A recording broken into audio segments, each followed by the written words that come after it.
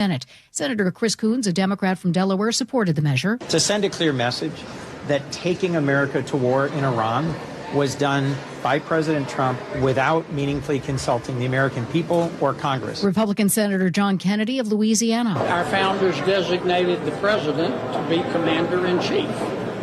I think they left it intentionally vague. The House will vote on a similar resolution tomorrow. In a defeat for the Trump administration, a federal judge in New York has ruled the companies that paid tariffs struck down last month by the Supreme Court are due refunds.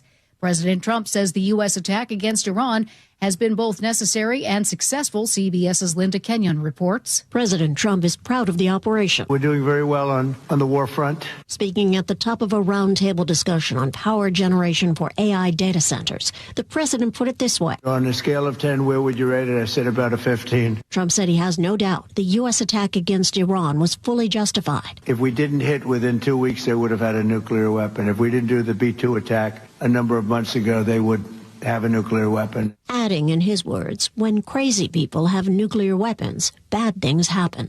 Linda Kenyon, CBS News, the White House. Global air travel remains severely disrupted due to the war with Iran, which forced the closure of key Middle Eastern hubs. The first commercial flight from Dubai to Hong Kong since the outbreak of the conflict landed today, much to the relief of this man. I must say, for the first time, it was very scary, especially like the first night.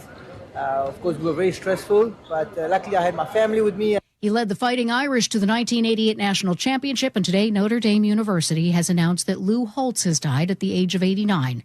Holtz told those at the 2020 Medal of Freedom ceremony at the White House. You've honored a lot of people. You go look at all the people and Tiger Woods and Jack Nicklaus. They recognized for what they did. I'm recognized for what other people did. I never made a block or tackle. Holtz died in Orlando, Florida, surrounded by his family. There's another massive power outage in Cuba. A news anchor announced the outage was caused by a thermoelectric power plant. Much of the country was impacted, including Havana. Millions were left without power. Cuba's been experiencing major blackouts for years now, even before the Trump administration cut off oil shipments from Venezuela. That's CBS's Cammie McCormick reporting. This is CBS News. What is going on? What's going on here? How is this possible? Great storytelling starts here. Oh, come on. Why? It's time for 60. One step closer to banning face masks for law enforcement. That is one story coming up after Nate Connors at the traffic desk. Thanks, Aaron. Seattle Sports has our update. North 5 through Seattle, we're looking at scattered backups as you approach the West Seattle Bridge across the Ship Canal Bridge. 35 minutes now from bridge to bridge.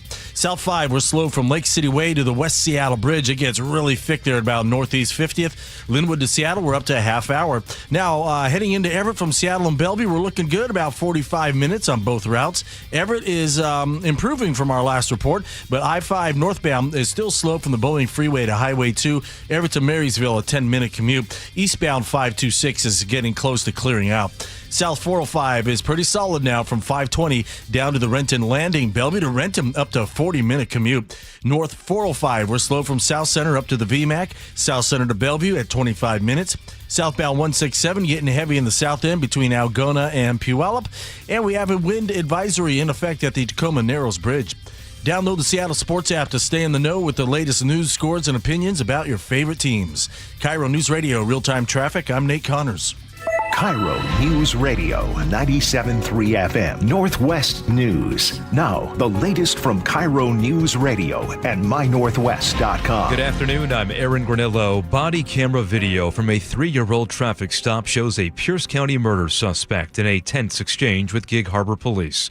KIRO News Radio's Luke Ducey has more on that suspect who's accused of fatally stabbing 4 victims in Purdy. Seconds after Gig Harbor Police told Alexander Shablinkin not to drive away during a 2022 traffic stop because he didn't have a license, he shifted his car into gear. Go drive. What did we just say? No, you don't.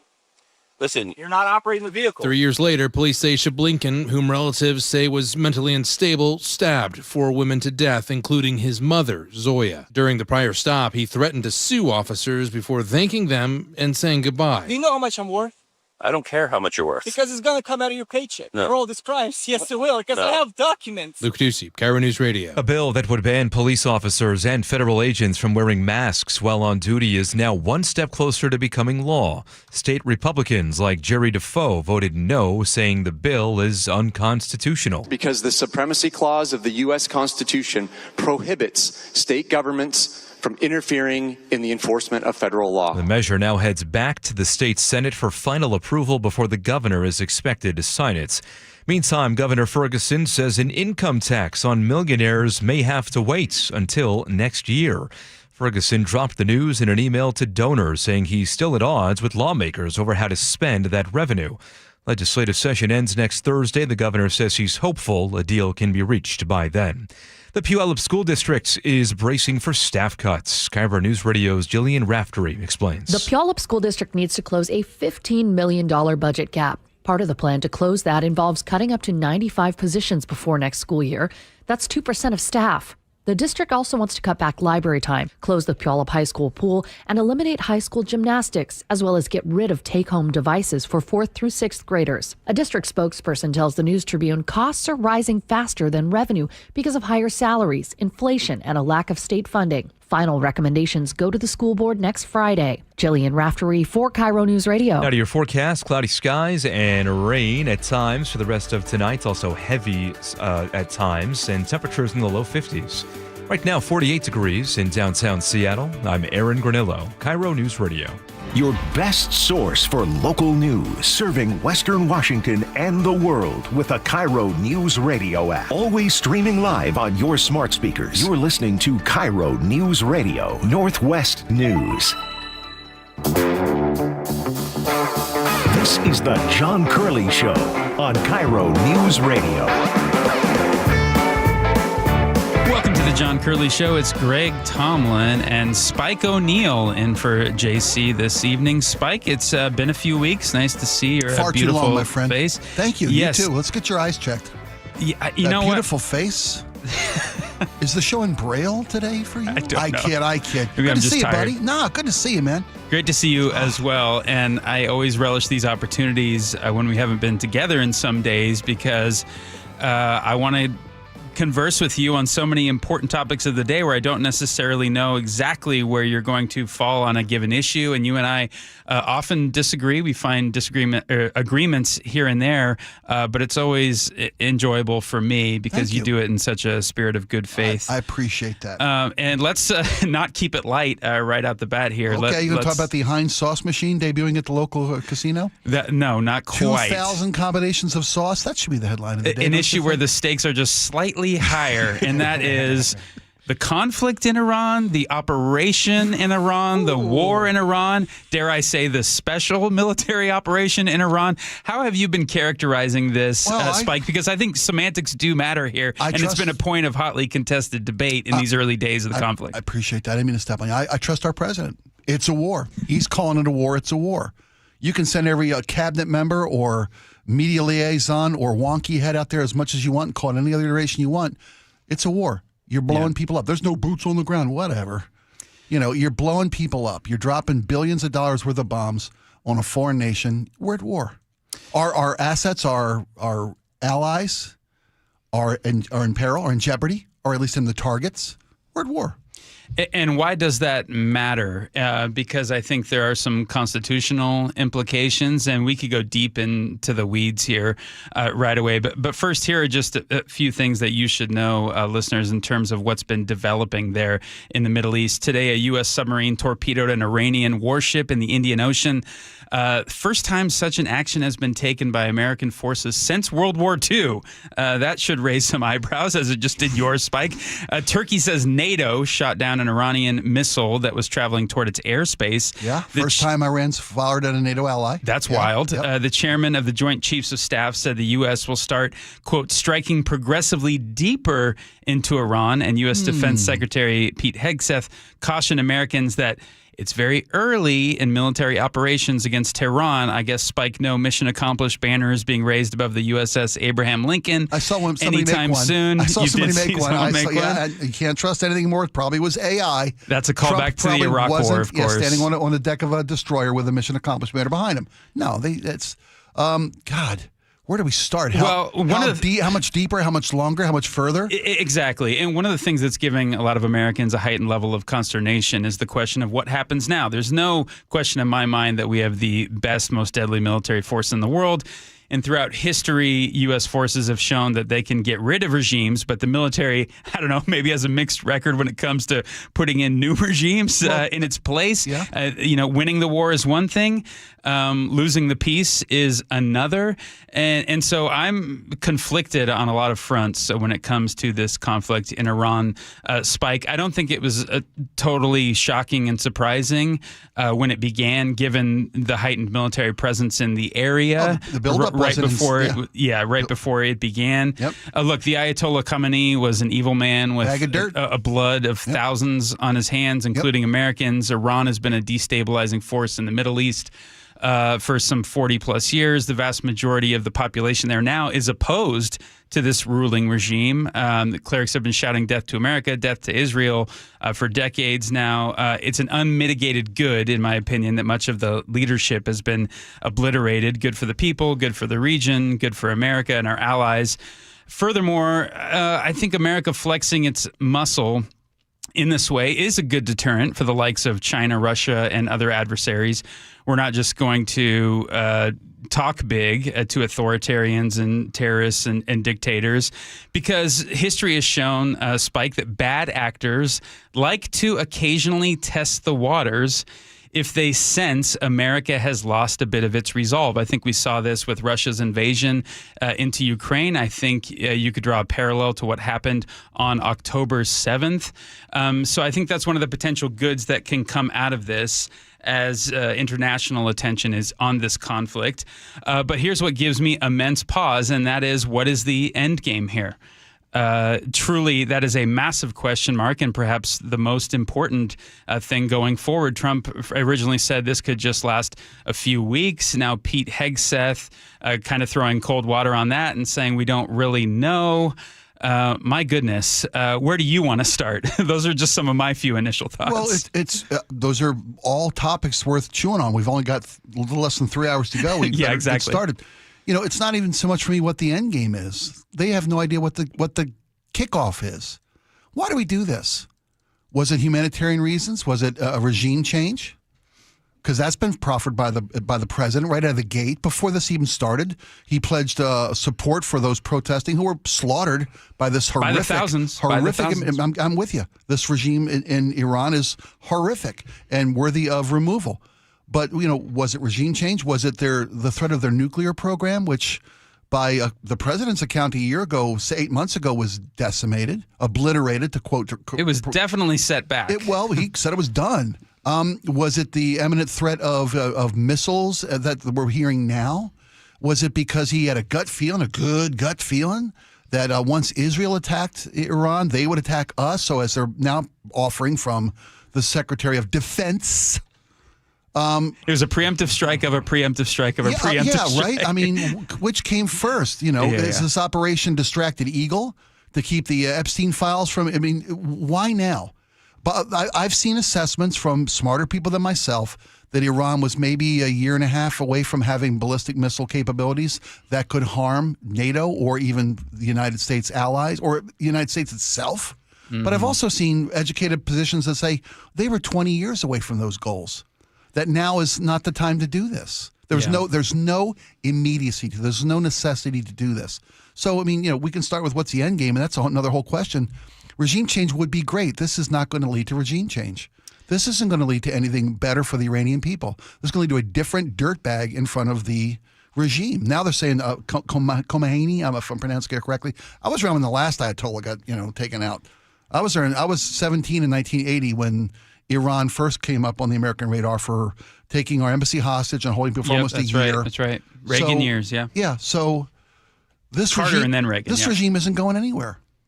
That's the thing. This isn't a commitment to a democratically elected, now there's reports yesterday that the CIA is going to start arming a Kurdish uprising to give the Iranian people the ability to take over. But that's being denied today by the White House officials. We're not putting the CIA arming up a faction against the regime that's in place. There's a very real possibility that this situation becomes a quagmire. I think that's the worst possible scenario a la Syria, where you had competing factions vying for power because of the vacuum that was left there. And there are some extremist groups in that area, no doubt about it. But the people aren't that extreme in Iran. 70 to 80%, according to the New York Times, maybe even higher, were opposed to the Ayatollah Khamenei and the brutal regime there. But do they have a coalition, a big enough coalition, and the resolve to sort of put a democratic, free society in its place? If they do, I don't think that's something that necessarily happens overnight. And who helps facilitate that?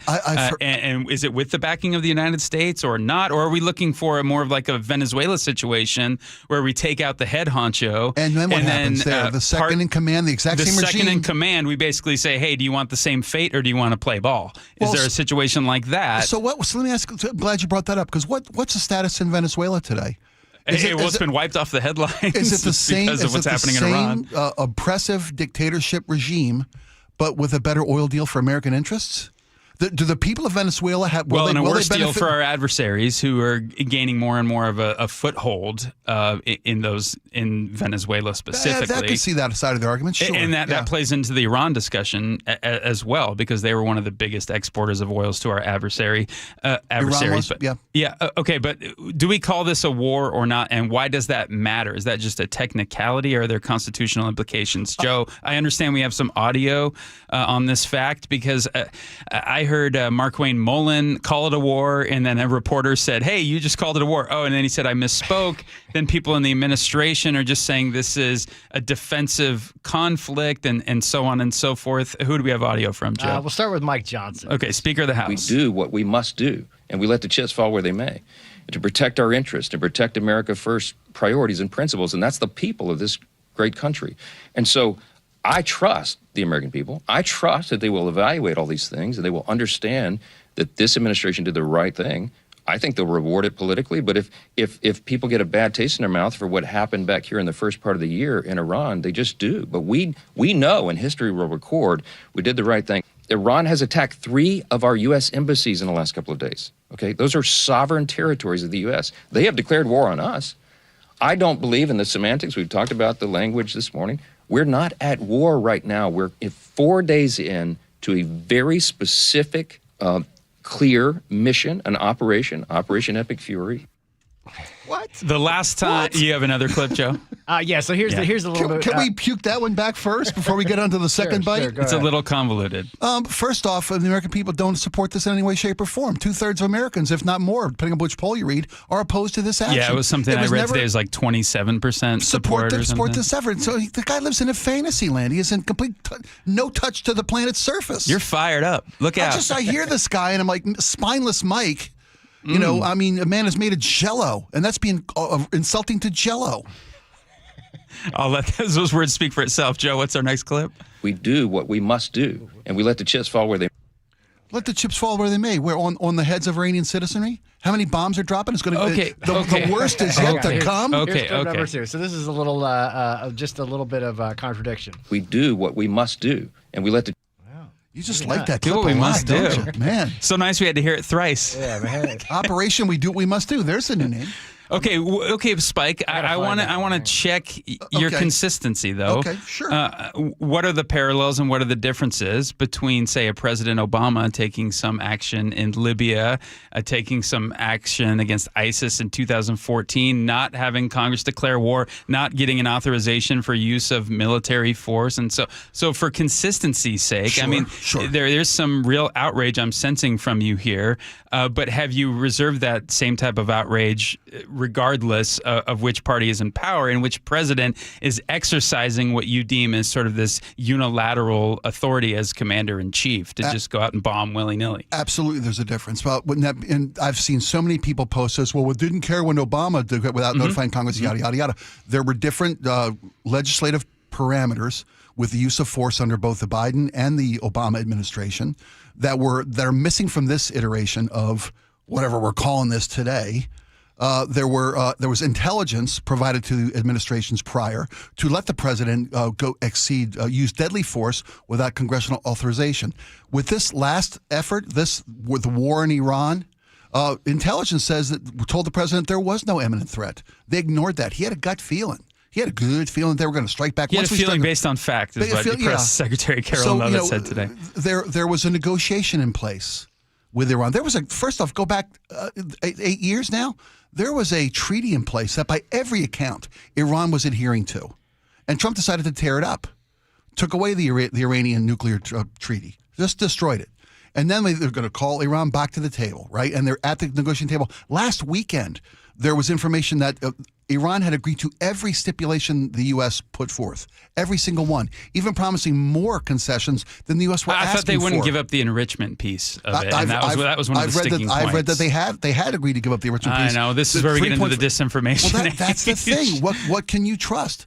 I can trust Iran's actions for the last 20, 30 years, and they've been persistent with chanting death to America and wiping Israel off the face of the earth, and have been a mass destabilizing force in the Middle East, so much so that they're ticking off their Arab neighbors. So my question to you would be, are you saying that the status quo was vastly preferable to actions that we've seen in the last week, and whatever outcome might be on the horizon? You saying the status quo was sustainable for a longer term amount of time? I'm saying the status quo needed to be worked upon, which is why they're having peace talks or ceasefire talks with Iran. Peace talks with a brutal regime that represses its people and kills its protesters in the street and funds terrorist groups all over the Middle East. So is it a humanitarian effort again? Because they're not following through in any kind of humanitarian effort. They're not going to change the regime. So we can debate that, but that's not what this administration's goals are. According to them, it's not our job. The goals have been a little fuzzy. Well, I will grant you that. Now it's like it's not our job to what happens next. That Lindsey Graham Sunday morning. It's not my job. It's not the president's job. To what happens next? We don't care what happens next. We broke it. Who's going to fix it? And that was was it Powell? It's Colin Powell. Colin Powell. It was him. The Pottery Barn analogy. If you broke it, you bought it. Right. That's where that comes from. It's not our fault. What happens after this? Right. I mean, it's just. The inconsistencies are that this president doesn't feel the need to rely on the intelligence community, which he has openly, publicly, previously, taken the opposite point of with regard to, say, Russia. Did they meddle? Everybody in intelligence says yes, but Putin denied it, so why wouldn't I believe him? I mean, this president acts on a whim. He's literally led around by the last thought of the last person in the room. I think Stephen Miller's writing foreign policy, not this president. I honestly believe that. And domestic as well. Some breaking news. I'm a little hopped up. I've had a lot of coffee. I can see it. I enjoy the passion, even though we might disagree to a degree. No, I love that we disagree. The Senate's War Powers resolution failed today, a vote of 47 to 53. Senator John Fetterman was the only Democrat to oppose it, while Senator Rand Paul was the sole Republican to vote in favor. A joint resolution to direct the removal of United States forces. So that kind of seems dead on arrival right now. Almost directly across party lines. We're so tribally entrenched. Yeah. No one does what's best in best interest of the country with regard to Congress. We're just getting started. It's Greg Tomlin and Spike O'Neill in for John Curley on this Wednesday afternoon. Stick around. We'll be right back. But first, let's send it on over to Nate Connors at the real-time traffic desk. All right. Thank you, sir. Lake Washington Windows and Doors has the update. Heavy rain scattered across much of the region this afternoon, adding to our backups. North 5 in Seattle scattered from the approaching the West Seattle Bridge across the Ship Canal Bridge. 35 minutes from bridge to bridge. South 5 slows from Lake City Way to the West Seattle Bridge. It really jams up there at about Northeast 50th. Linwood to Seattle, 25 minutes. Now, Seattle to Everett, we're up to 50 minutes. It is slow now from Northgate through Linwood. Bellevue to Everett, you just hit 1 hour. Northbound 405 actually starts to slow way back at I-90 all the way into Canyon Park. South 405, you're heavy from 520 to the Renton Landing. Looks like we may have a new collision near Cold Creek Parkway. Bellevue to Renton's at 40 minutes. Now, North 405 is heavy from South Center to the VMAC. South Center to Bellevue is up to a half hour. Seattle to Federal Way, 35 minutes. And through Covington, we've got a new collision just reported. Westbound 18, just past Kent Black Diamond Road. Find your pot of gold at Lake Washington Windows and Doors. Save up to 20%, plus enjoy 12 months, same as cash financing. Visit lakewashingtonwindows.com now. KIRO News Radio, real-time traffic. I'm Nate Connors. KIRO News Radio, the first place you turn for the news you trust. Seattle's new mayor is laying out a big vision. She offered few specifics. Engaging conversation. Has anybody noticed their electric bill? It's diabolical, Ursula. And your Super Bowl champion Seahawks. They are bringing the Lombardi back to the Northwest. Streaming everywhere on the KIRO News Radio app. Always here, always with you. KIRO News Radio, 97.3 FM. At Guardian Roofing, Gutters, and Insulation, we understand improving your home is an investment in your family, and we're here to help make it easier. With our flexible financing, keeping your family safe, comfortable, and dry has never been more affordable. For more than 20 years, Guardian has earned the trust of thousands of homeowners across the Pacific Northwest with a reputation for quality that lasts. So why wait? Start guarding your home today. Call or visit guardianroofing.com.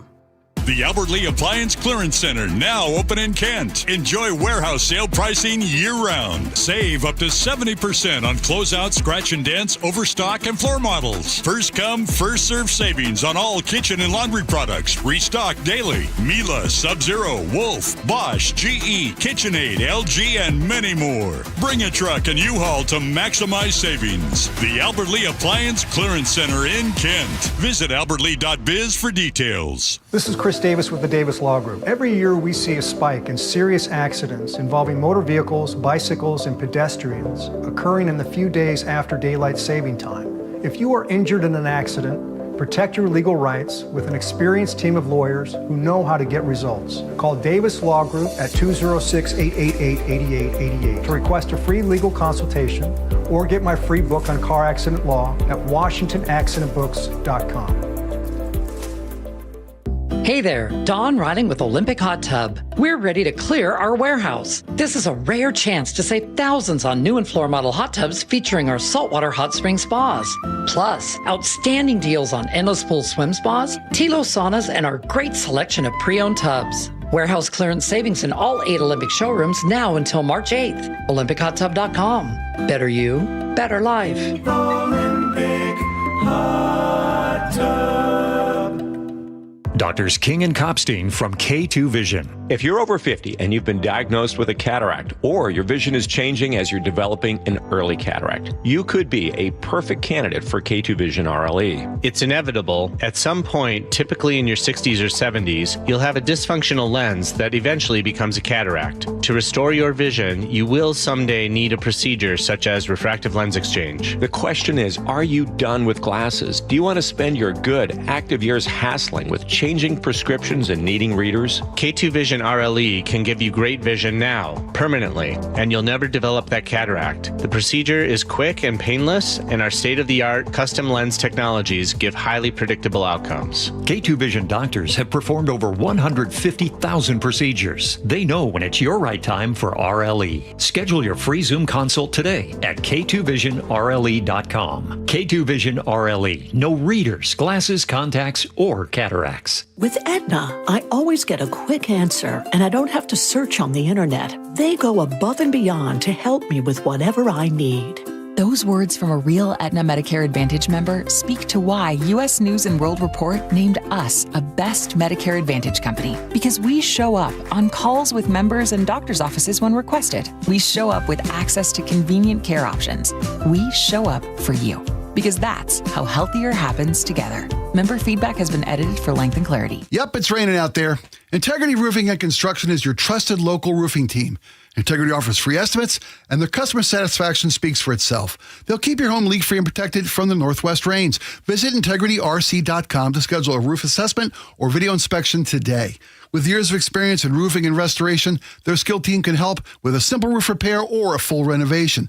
Don't wait until the next storm hits. Schedule your free estimate today. Visit integrityrc.com. That's integrityrc.com. You're 62 or older, lots of equity in your home, and you want to pull some cash out, but a refinance or HELOC, well, it means a bigger payment. And the cost of selling your home, it's insane. So what should you do?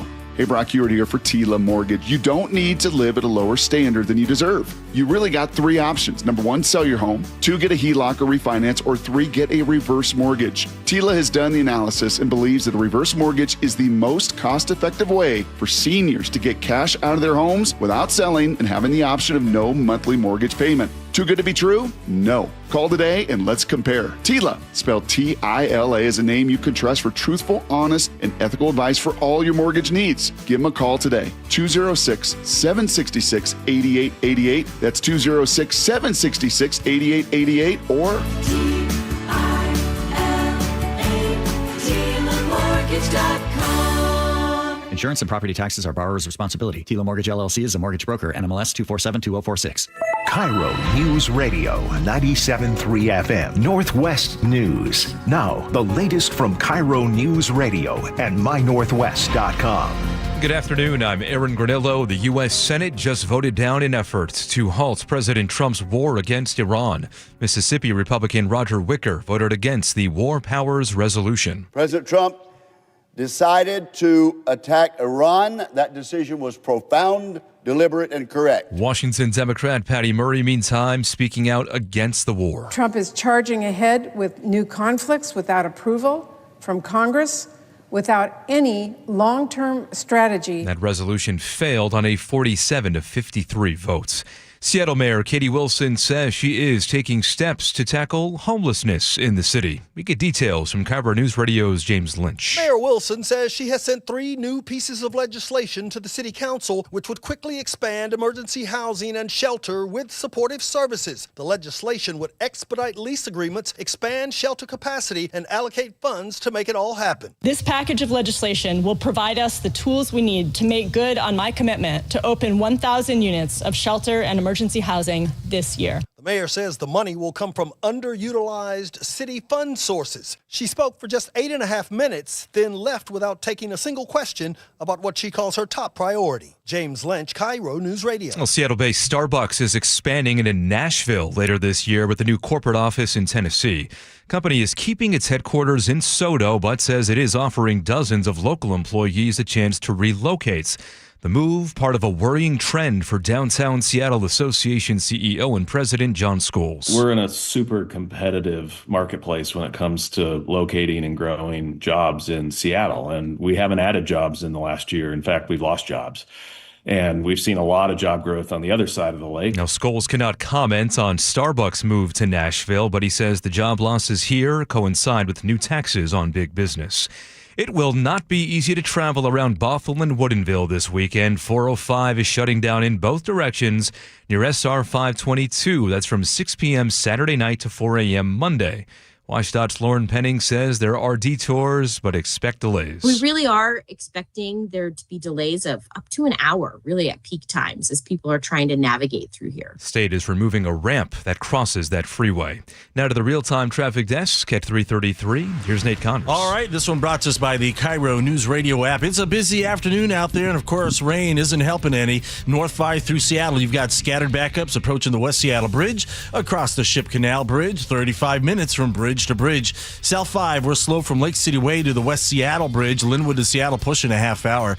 Seattle to Everett, give yourself 50 minutes. Once you get over that Ship Canal Bridge, it's slow from Northgate through Linwood. Bellevue to Everett, 1 hour, and the backup starts at I-90, goes all the way into Canyon Park, and then you'll start to thin out. Southbound 405 is bumper to bumper approaching 520 down to Cold Creek Parkway, where we have a new collision. Bellevue to Renton, still about 40 to 45 minutes.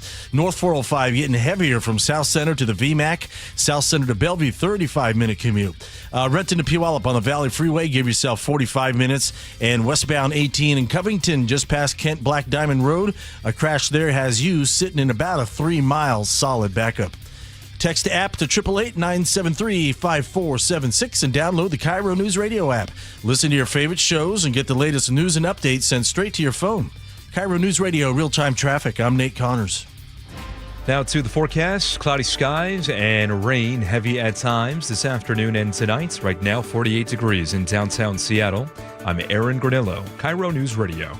Your best source for local news. You're listening to KIRO News Radio, Northwest News.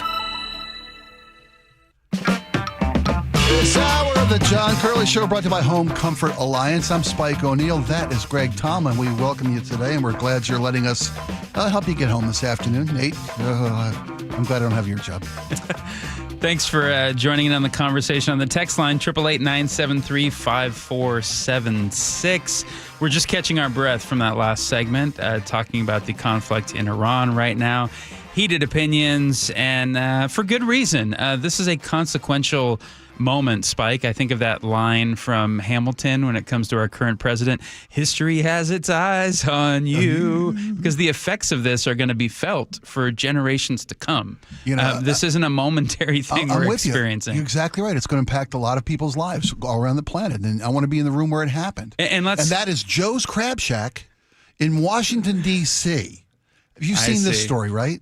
No, keep going. So there was apparently 4 gentlemen were discussing pending operations 3 hours prior to any announcement locally that we are at war, if that's what you're going to call it, with Iran. So these guys are having this discussion about classified, at least. Maybe they're just clairvoyant. Maybe they information, and they're doing it at Joe's Crab Shack in Washington, D.C. That's how loose these people are with our national security. One day before the United States and Israel launched an attack on Iran, this according to the New York Times, a surge in big bets placed on Polymarket on Friday suggested that some bettors may have seen the strike coming. May have heard something at a restaurant, at Joe's Crab Shack. I haven't, full confession here, I haven't been following the Polymarket stuff that closely. All I know is that it's made betting a lot easier for the masses, and a lot more people are involved now. And America has a gambling problem. Well, clearly. But some people are making out like gangbusters right now. Well, some people have inside information. That's the problem. They pulled this bet down because some people heard something or knew something or said something. Oh, they didn't pull that one down. They didn't pull that one down. They pulled down the when's a nuclear bomb going to drop. Right, only because it got bad PR. But it was for the last week. It was seriously the nuclear explosion bets were running rampant, and of course all the media's or some of the media started saying, "Hey, wait a minute, this just seems like it's bad policy." Yeah, the event was titled quote nuclear weapon detonation by, and then you got to pick the date, and you could cash in on whether or not a nuclear. The over-under was the 4th of July. Never mind that you might be incinerated into oblivion on whether or not you could cash in your bet. Trump's celebrating the semi-quincentennial. Well, nuke Iran. This seems like kind of a macabre story here, but what can be done about it, Spike? I think we just need to pump the brakes in general. Futures betting now is out of control. It seems like kind of a backdoor, so millions of more people could get into the betting game, not just with sports, but on things like nuclear war and world conflicts and presidential elections. Yeah, it's one thing to bet on who wins the best Oscar. Or Best Picture Oscar, right? And that's part of these prediction markets. Hey, the stakes are high for that, too. Timothy Chalamet, 80% favorite at this point in time for Marty Supreme? I don't know how they get around the it's not gambling. I don't understand how they get around the prediction markets, get around from, say, sports betting. It's because you're not, there's no house making the odds, essentially. You're betting against other people who are basically betting. So the odds change based on how people are betting. It's a poker table, not a casino. Okay, exactly. Okay. And it's legal in all 50 states as opposed to online gambling, which I think is only like 19. Yeah, I think that's about right. Joe, you sent me this interview with this guy who is he from FanDuel or? No, Kalshi. So there's the two big ones are Polymarket and Kalshi. Those are the two big ones. Those are the ones I keep seeing ads on my phone for Kalshi. Okay, so this guy says there's a fundamental difference in mechanism between the two. He's talking about traditional gambling or these futures markets. With gambling, the company is the house. Its revenues are equal to the customer's losses. So the casinos historically have developed all these mechanisms to make sure that once you show up, you lose more money than you make. But in a financial market, there's no house. It's basically people betting against other people. I don't know if that's supposed to make us feel good, that we're just taking money from average Joes instead of betting against the casino. But it's, I don't know, maybe in terms of summing this up, it seems like a distinction without a difference almost. Yes. But here's the fascinating part, and Joe and I were discussing this in the pre-show meeting. The same thing goes on all the time in terms of foreign policy, how to stretch the Constitution? What is a declaration of war versus an authorization of force versus... And our country has been going through these discussions for 250 years, and it seems like there's always a backdoor into getting into what you actually want to accomplish until someone with enough power puts a stop to it. And in government, that could be Congress against the president or the Supreme Court trying to pump the brakes. But there's no shortage of people who are always trying to look to bend the rules, use semantics to find a way around it until they finally accomplish it. That seems almost like human instinct if the guardrails aren't tight enough. Well, that's kind of... We had a discussion last show with Jake and I that the semi-quincentennial, the 250th anniversary of America, there's a Boeing Flying History of America tour, basically, the Boeing Freedom plane is bringing this trove of American founding documents to Mohi in late July. Blah, blah, blah. Wow. But this is handle with care. Seriously, fragile. Seriously, they've got like some of the and not the original declaration, but a the one that's in the Oval Office. Right, yeah, okay. He wishes. One of the original copper engraving prints of the Declaration of Independence, real signatures of all the founding fathers are on this tour. My point being this, the beauty of this country is it was supposed to be debated.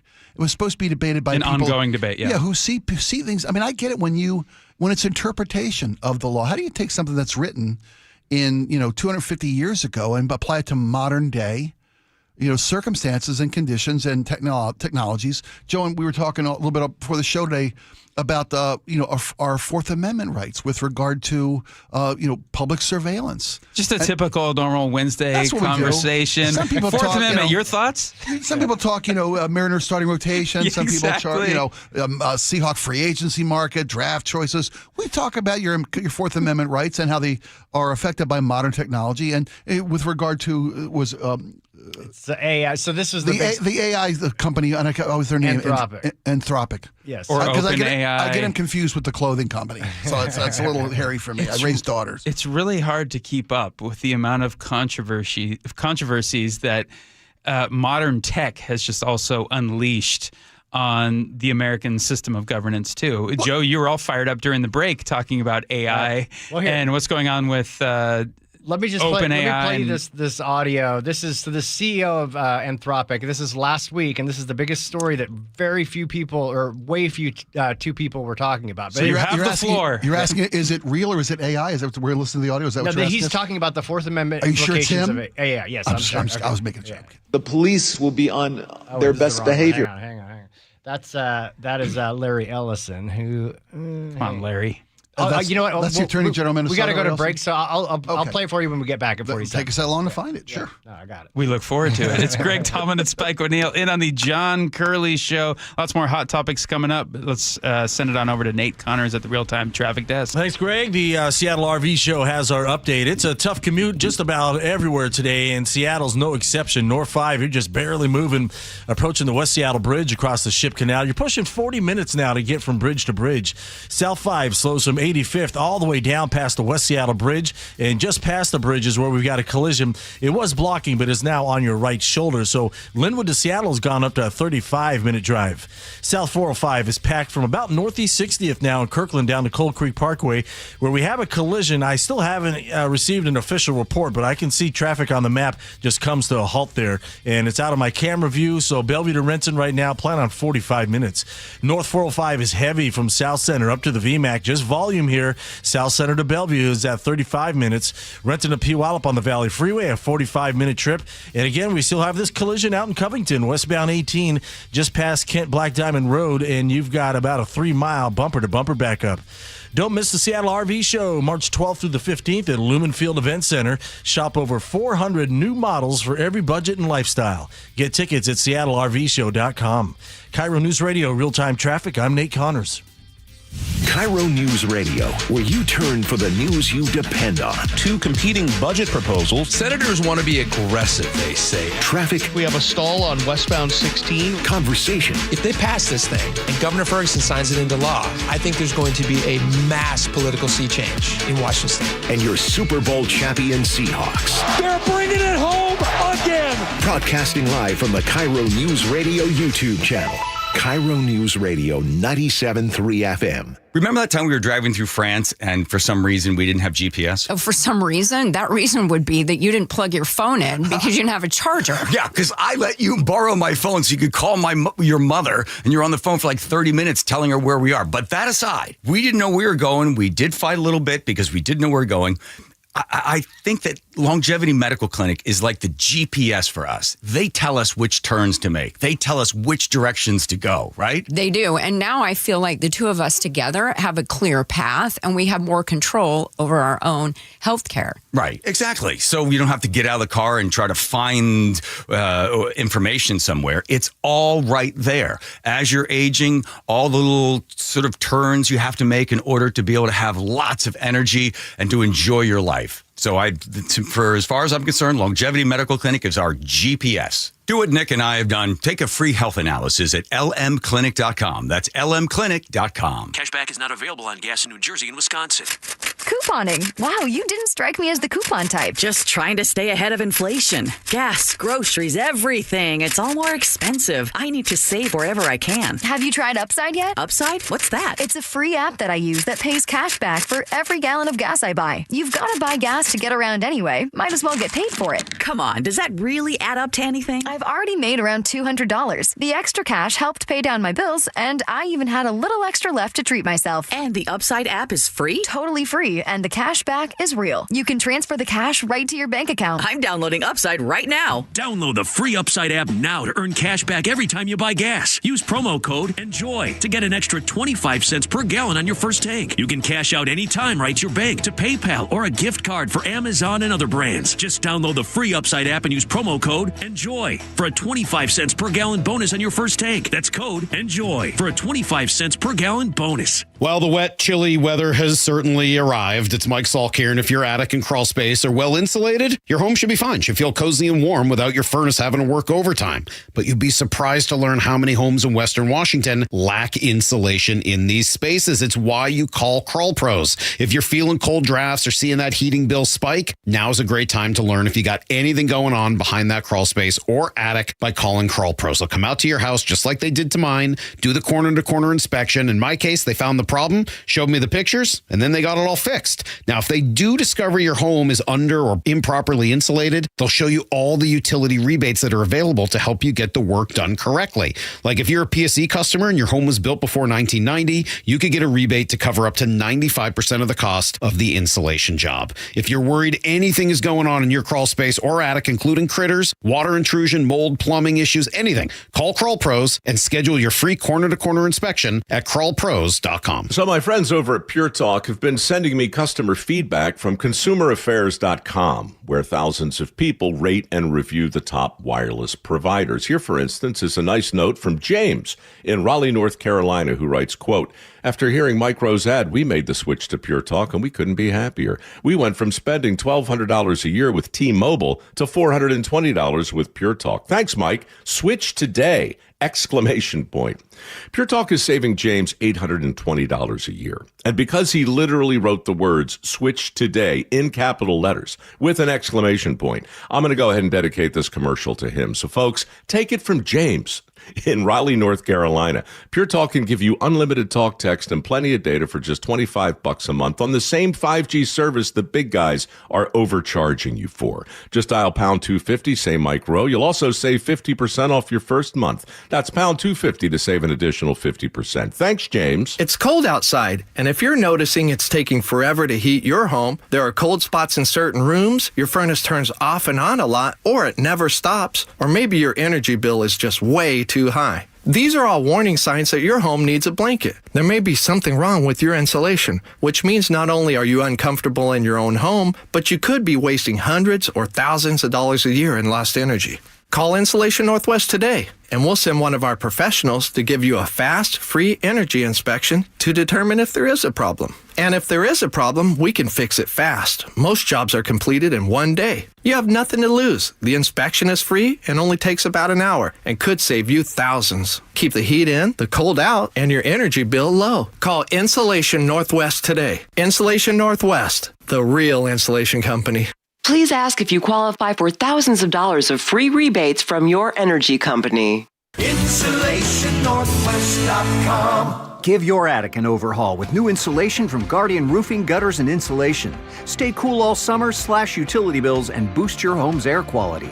Call now and get $300 off attic ceiling and ventilation, or visit us at guardianroofing.com. The team that gave me back my full head of hair, Advanced Hair, is once again the winner of the 425 Business of the Year. Dr. Perungo and his world-class team begin regrowing your own natural hair the very next day. And Advanced Hair guarantees your new hair will grow, just like they did for me. Find out why Advanced Hair is the best of the best. With your free consultation, you'll receive $250 off and 250 free hair grafts. 425-449-8185 or advancedhair.com.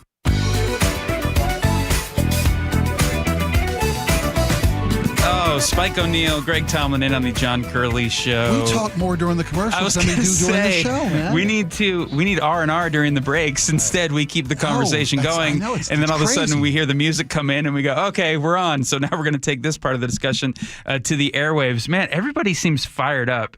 And I really do think it's because we live in a moment in time where the consequences are very high for so many issues of the day, and the stakes are so high. And speaking of which, Joe, you're pumped up about the Fourth Amendment and AI and search and seizures. And so last week, the Department of Defense had a falling out with a company called Anthropic. That's one of the big four main AI companies. It was because of, and they had agreed to this prior, part of their code of ethics, this company, was that their technology could not be used for autonomous murder, essentially. So military weapons. Yeah, so you can't, essentially their point is, if a human being has to be able to know if they're being given an illegal order and has to be able to not carry out that order. Well, AI will not be able to make that distinction. So if it's given an illegal order, it's going to go carry that order out no matter what. Murder, death, kill. Right. Yeah. So that was one of their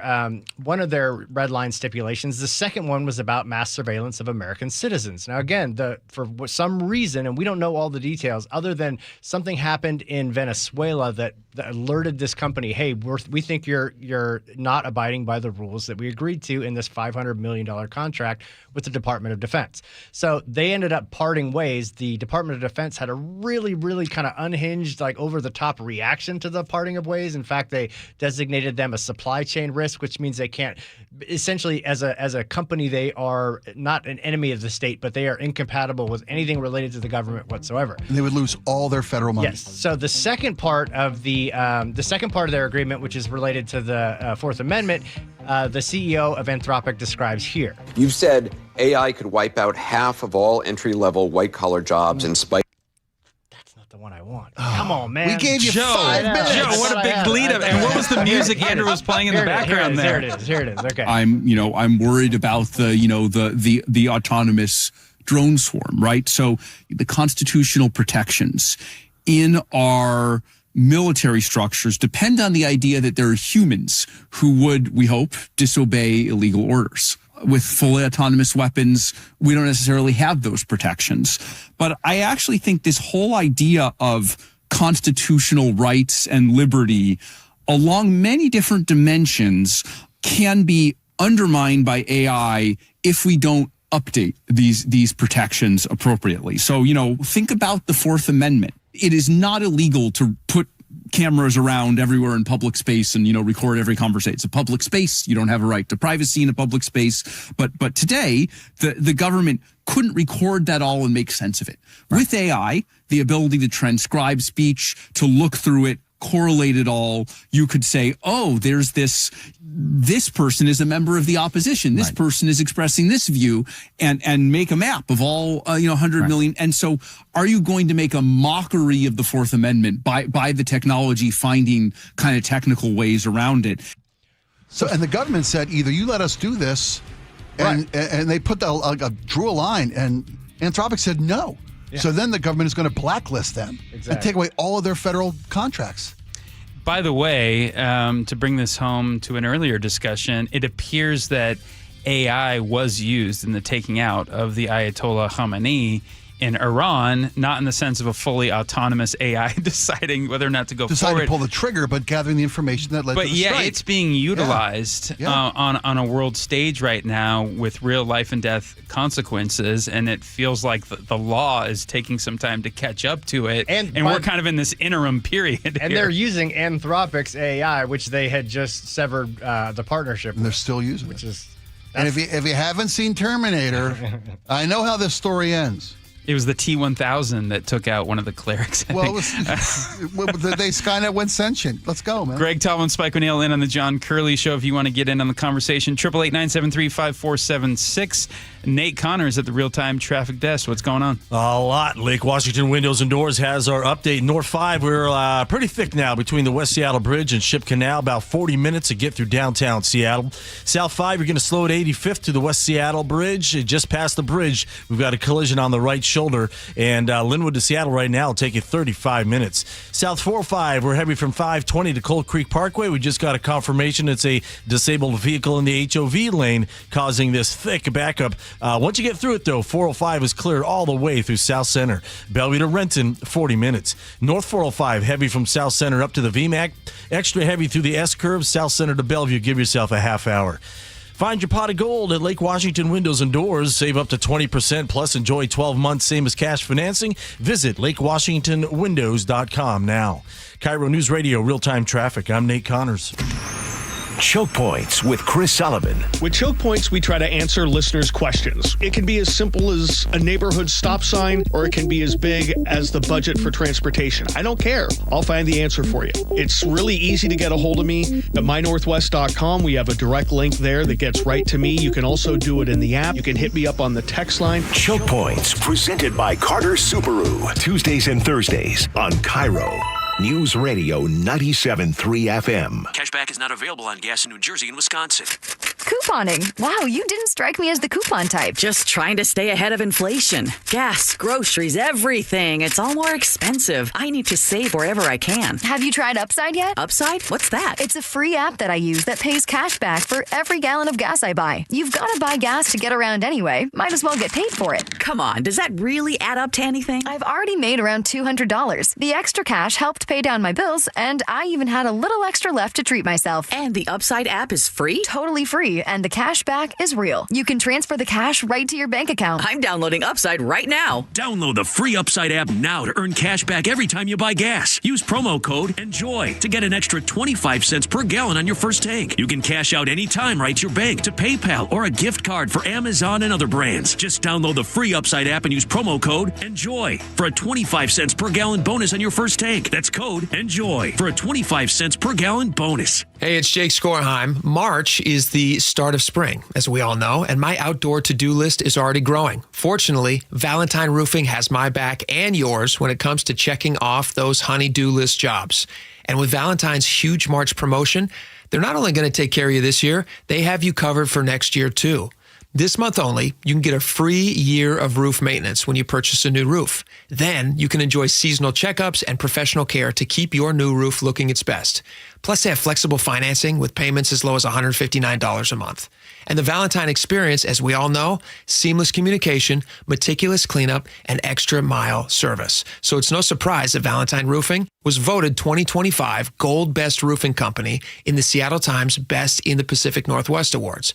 To take advantage of Valentine's free year of roof maintenance when you purchase a new roof, call 206 Roofing. That's 206 Roofing. And remember, when you see the red Valentine van, you know your home is in good hands. Hey homeowners, are you stuck on the credit card treadmill and stressed because your consumer debt and monthly payments are too high? Well, Brock Hewitt here with a smart solution. Your home's equity in the Seattle Metro is probably larger than ever. It's like you're sitting on a stack of cash. Consider a cash-out refinance with Tila Mortgage to consolidate your high-balance credit cards, second mortgages, home equity lines of credit, and student loans, or get cash for a remodel. With interest rates finally coming down, consolidating your debt now may be the best decision you ever make. With excellent client reviews and trusted in Washington for over 25 years, Tila has competitive rates on refinance, purchase, or reverse mortgages too. Tila, spelled T-I-L-A, is a name you can trust for truthful, honest, and ethical advice for all your mortgage needs. Call Tila Mortgage today, 206-766-8888. That's 206-766-8888 or... Mortgage.com. Kilo Mortgage LLC is a mortgage broker. NMLS 2472046. Hey everyone, Hartley Wilcox here. And I'm Charlie Wilcox from Wilcox Family Farms. Our family's been raising hens and gathering fresh eggs right here for over 100 years. That's right. Our hens roam free on green pastures, soaking up the sunshine and living their best chicken lives. We don't do shortcuts. No cages, no chemicals, just honest-to-goodness eggs laid fresh every day. And when you buy Wilcox eggs, you're not just getting breakfast. You're supporting local farmers like us. Clean food, and a family that's been doing it right for generations. So next time you're at the grocery store, skip the out-of-state eggs and grab the ones with our name on them. Wilcox Family Farms. Fresh, local, trusted. Find fresh Wilcox eggs at Metropolitan Markets, PCC, or Safeway. And for a healthy snack on the go, grab some ready-to-eat hard-boiled eggs in a convenient to-go 2-pack. Wilcox Family Farms eggs, locally fresh since 1909. Eggland's Best, the only eggs with more fresh and delicious taste, plus superior nutrition. Eggland's Best, better taste, better nutrition, better eggs. KIRO FM and HD1, Tacoma, Seattle. This is CBS News on the Hour, your home for original reporting. I'm Jennifer Kuiper. In the war with Iran, Defense Secretary Pete Hegseth says the U.S. is accelerating, not decelerating, its war on Iran with more assets heading to the region. According to White House Press Secretary Caroline Leavitt, so far, we have destroyed more than 20 Iranian ships, including their top submarine, using a torpedo for the first time since World War II. President Trump says Iran would have had a nuclear weapon in about 2 weeks if the U.S. had not acted first. Josh Lederman, a fellow at Princeton University Center for International Security Studies, points out, really, we need to see what the Iranian people are going to do. President Trump called for them to kind of rise up and take over their government. So far, we haven't really seen that happen, certainly in a way that would move towards some type of pro-U.S., pro-Israeli government like the U.S. would certainly like to see. A War Powers resolution vote in the U.S. Senate, which would have limited the president's ability to launch further strikes on Iran, has failed. CBS's Aaron Navarro. Senator Kaine said that he is expecting to bring this bill up again in the coming weeks in hopes that senators who voted against it may flip their votes as the situation in Iran develops. House votes on a similar measure tomorrow. In a setback for the Trump administration, a federal judge has ruled that companies that paid tariffs struck down by the Supreme Court are entitled to refunds. Loyola Law School professor Lori Levinson with more. This judge today said that all the importers of record are entitled to those refunds. And we're talking here about billions of dollars. The court also made it clear that that judge would be the one handling these requests for refunds. The High Court, in its ruling last month, did not address the reimbursement of refunds. The Virginia Supreme Court allows a referendum on Democrat-led redistricting that could flip 4 U.S. House seats in this year's midterm elections. The court says that the April 21st referendum can go forward while it considers a legal challenge to the redistricting plan. Early voting for the referendum is supposed to begin Friday. Lou Holtz, the College Football Hall of Fame coach who led Notre Dame to a national championship, has died at age 89. More from WSBT TV's Pete Byrne. Lou Holtz was already a household name when Notre Dame hired him in 1985 to be the 25th head coach in program history. Despite a resume that already included more than 100 wins, it was under the Golden Dome where Holtz became legendary. In 11 seasons, he went 130-2. 5 times in his first 8 years, Notre Dame finished inside the top 10, highlighted by the national championship in 1988. Oil prices rose nearly 2% in early Asian trade on persistent worries about supplies because of the Middle East conflict. This is CBS News. I want to know what's going on in the world. I'm Tony. There are big questions that all of us are asking. I want to get you the answers. How are you? I'm Tony DeCopel. Join me on the CBS Evening. Coming up, no more masks for law enforcement and updates on a controversial state bill. That's after Nate Connors at the real-time traffic desk. Thank you, Aaron. Here in Seattle, we've got a hefty backup North 5 approaching the West Seattle Bridge across the Ship Canal. 40 minutes from bridge to bridge. After the Ship Canal, you're going to clear out until you get into Northgate. And then from there, another solid backup through Linwood. Seattle to Everett, you just hit the 1 hour mark. Bellevue to Everett, an hour 5 minutes. Pretty solid backup between Mid-Bellevue and Alderwood. You got a little clear patch there through Canyon Park. Everett to Marysville, less than 20 minutes. It's crowded between the Boeing Freeway and State Route 529 heading into Marysville. South 5, we're slow from Lake City Way to the West Seattle Bridge. Linwood to Seattle, a 35-minute drive. South 405, it is jam-packed from Northeast 60th and Kirkland down to Cold Creek Parkway, where we have a stall in the HOV lane. But once you get through this thick backup, 405 is clear all the way through South Center. Bellevue to Renton's at a half hour. North 405 is heavy from South Center to the VMAC. South Center to Bellevue is a half hour. And if you're heading through Covington, westbound 18, just past Kent Black Diamond Road, a crash is still sitting there, and you've got a 3-mile bumper-to-bumper backup. KIRO News Radio, real-time traffic. I'm Nate Connors.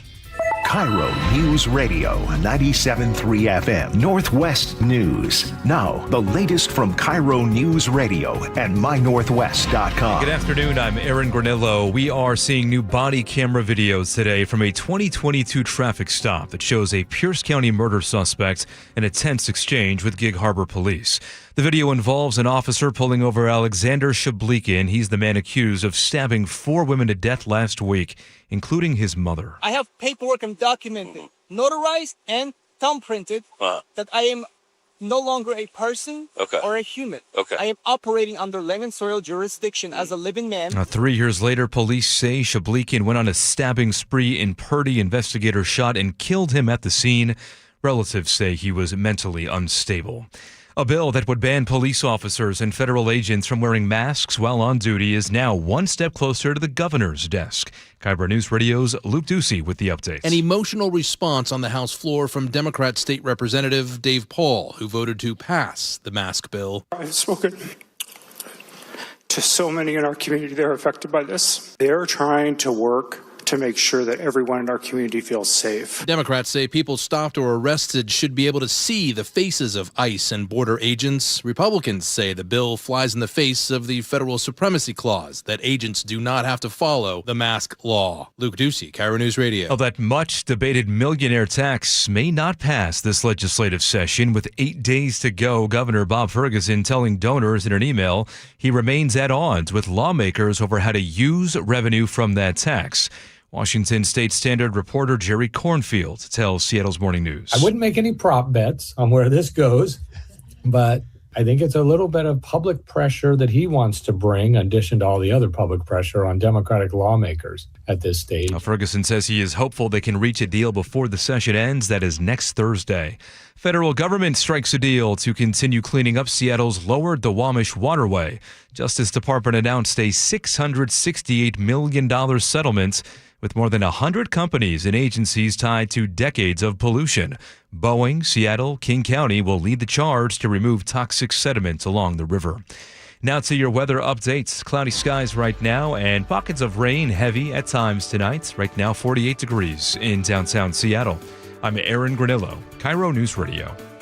Your best source for local news, serving Western Washington and the world with a KIRO News Radio app. Always streaming live on your smart speakers. You're listening to KIRO News Radio, Northwest News.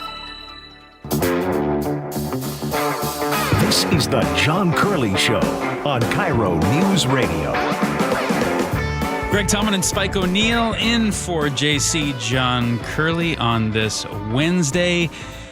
Dear listener, if you are a Washington State resident with a driver's license or state ID, you are not going to want to miss this segment. So there was a lawsuit filed by one William Black against the Washington State Department of Licensing. It claims that the agency knowingly allowed a major security flaw in its license express system for an extended period of time, exposing quite possibly the personal information of every Washington resident with a driver's license or state ID. This is a tort claim, could be the precursor, as I understand it, to a class action lawsuit on behalf of all affected Washington residents. We're pleased now to be joined by... Hold on. The Express is that's where you can do your license renewal at home, right? On the website. Yes, on the web, exactly right. It makes your living room and a DOL office. Yes, here to speak with us now. And you said extended period of time. Is it like a couple weeks? Well, we're going to find out. Months? We're going to find out. So attorney Joel Ard, who's representing William Black in this case, joins us now live in studio. Did I basically get kind of the summary details correct, and what am I leaving out? No, that's right. That's the summary details. And of course, under state law, you start with a tort claim that we filed with the Department of Licensing. They have 60 days to decide how to respond to that. And if we don't hear from them, then we'll file suit in Chelan County. So the lawsuit claims the DOL knew about, I guess, what we're calling a vulnerability here in their system for years and failed to fix it.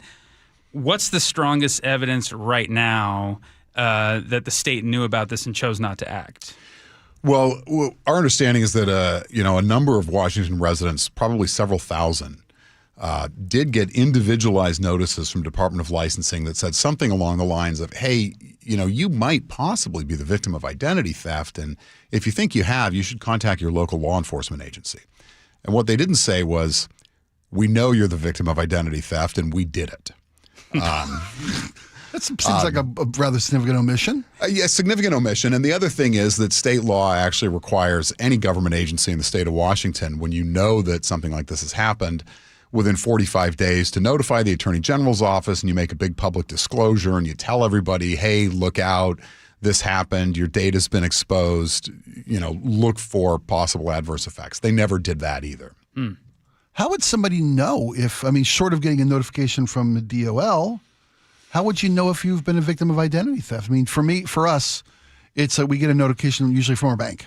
Oh, right. Well, Spike, to your point, I feel like 2 or 3 times a year now I get something in the mail that says my email was compromised or where I got my tires replaced. There was a big data breach. And so it almost seems like commonplace now where we hear that our data or identity has been compromised in some way. It is. And that is a result of that state law that, DOL did not follow in this case. So as it turns out, tracking this back, it's our understanding they opened investigative files starting in early 2019. And what they discovered was they themselves, so, this was a DOL office in your living room, or as it turns out, anybody's living room. And it somehow they built a system where somebody could figure out how to get in and access another person's license information and change their address. And so the first clue to the Department of Licensing was when they said, hey, you know what? The other day we sent, 50, 75 driver's licenses to the same apartment in Puyallup. And they were all ordered by a guy with the same email address, and they were all paid for with burner visas. I wonder if that was fraud. And so it wasn't very long that they figured out that, yes, indeed, they were sending out batches, literally dozens or hundreds of licenses at a time to individual addresses. And if you sort of work back, they launched this DOL office in your living room thing over Labor Day weekend 2018, so September of 2018. By 2019, they've recognized hundreds of instances of obvious, blatant fraud of dozens or hundreds of driver's licenses being sent to single addresses. And that's when they fixed it, right? No. That's when they started opening investigative files. It appears that shouldn't you put the fire out before you figure out how the fire got started? I'm not a fireman. Pump the brakes. Right. Or again, quickly, and this, it seems like this is one of the reasons they decided not to follow state law and notification, is that they didn't fix the problem. And you hate to notify people, hey, by the way, your identity might be stolen, might be at risk, and still is. We're just going to leave it hanging out there in the wind. They took the entire system down again in February of 2025. It appears that was a fix. So it's not the first time this happened to DOL. Their professional licensing system had a similar problem. That one they actually disclosed, seemed to have fixed, notified everybody more or less timely. That was the subject of a lawsuit a few years ago. They call it, I think, the Propolis system. But they never told everybody that, by the way, at the same time, every single driver's license and state ID in the state is essentially exposed on the internet. So in terms of what specific data of Washington residents you think was accessible, it's just what was available on anyone's state ID or driver's license, any numbers, address, words, date letters, of birth, address, that kind of thing? Yeah. Driver's license number? Height, weight. Okay. The whole shebang. I mean, if you're an organ donor, go log into License Express and take a look at the amount of information that DOL has readily available. And how big is the evidence that it was this information was actually taken or misused now? Or is it a few select cases or? It's my understanding that they had several hundred cases a month going on for a period of 6 years, that it might be as many as 10,000 residents who they knew had a replacement driver's license sent to a new address. Now, that's only one possible flavor of identity theft that could happen with somebody accessing this information. Well, some people wait for a long time before they act with the information that they have. Right, years absolutely. And years. So the ones that we understand DOL itself was tracking were the batch mailings of driver's licenses to individual That was the new red addresses. flag. Right. That's when they hit more than 20 to the same address. That's what raised the and, and when the requester's email is fraudgod24@gmail.com. What if they're a Nigerian prince? That's the one guy I thought I could trust. Yeah. So was this, it happened between 2019 and 2025, that window is a vulnerability? It appears the vulnerability was there from Labor Day weekend 2018 through the second week of February 2025 when they took the system offline again. Are these only people who use the Express feature of the DOL? I don't think you had to use it for your information to be available there. That is, it wasn't. It's my understanding this was not a complicated hack. This was a vulnerability with sort of access instructions being circulated on the so-called dark web. Okay. And that the folks actually, the folks who were going in and doing these batch address changes and getting new driver's licenses, a lot of different people did that. Of course, the thing you can't know is what other data might have been taken where somebody said, I'm going to do something different with this data other than order a new driver's license. Right. That's the one that it appears DOL was tracking, was batch driver's license orders. But who knows what other sort of misconduct might have been going on with this data. So you mentioned the term class action lawsuit. What would someone who holds a Washington driver's license or state ID need to show in order to be part of the class action lawsuit? How do they know if they've been compromised? Right. Well, that's the interesting thing. And of course, the terrible thing about this kind of data access and possible identity theft is many of us don't know. Our data might have been accessed, viewed, copied, taken. And if someone hasn't done something specific where I've got a fraudulent credit card issued in my name or what have you, you wouldn't necessarily know that your data has been compromised. In terms of participating in a class action, one of the things about the class action system is that, we've got a lead plaintiff, William Black, and if it moves forward in that direction and the class gets certified, DOL has everybody's address, including the fake addresses that you didn't know you had. I can't count on them to notify me, though, is what I'm learning. Right. Now, we will send notice to everybody affected, and that's sort of how the class action process goes, is you get court-ordered notice, and it's those little cards you get in the mail, right, that you maybe part of a class action lawsuit, right. You may be vulnerable, yeah. If someone is just concerned now, hearing this news and this story, that their identity may be compromised or they may be part of this affected, victimized group, what's the best course of action for them to take? Well, again, it's really tough when you don't know what might have happened. Contact law enforcement. Can they tell me if my identity's been compromised? Is it through my financial records in my banks or whatnot, or my credit bureaus? Right. So folks who actually got one of these letters from Department of Licensing that I think some went out. It's my understanding that they weren't told, again, why Department of Licensing thought that they might have been a victim of identity theft. And so that's an interesting subset of, I think, a few thousand people in Washington who over the course of this period of years got a letter from Department of Licensing that said more or less, hey, we think your identity might have been compromised. If you feel like you're having some sort of identity theft problems, contact your local law enforcement agency. But they never said, by the way, we caused the problem and we know what it was and it's kind of our fault. So that's an interesting group of folks who probably got those letters. So if the court ultimately agrees here with this claim, what's the end game? What would you be looking for? Financial restitution, systemic reforms, all of the above, or what are you looking for the outcome here? Yeah, I mean, that's exactly right. Department of Licensing has made all sorts of promises to everybody. We have to give them this data, right? I mean, we have a driver's licensing system. We have to give them this data. We're certainly looking for some systemic fixes to make sure that did the fix happen in February of 2025? Did it work? Are they actually abiding by their obligations? But then also, the usual things. You said you've gotten these before. You went and got your tires rotated, and next thing you know, they've stolen your identity. And a lot of times, resolution of those kind of claims comes with credit monitoring services, things like that.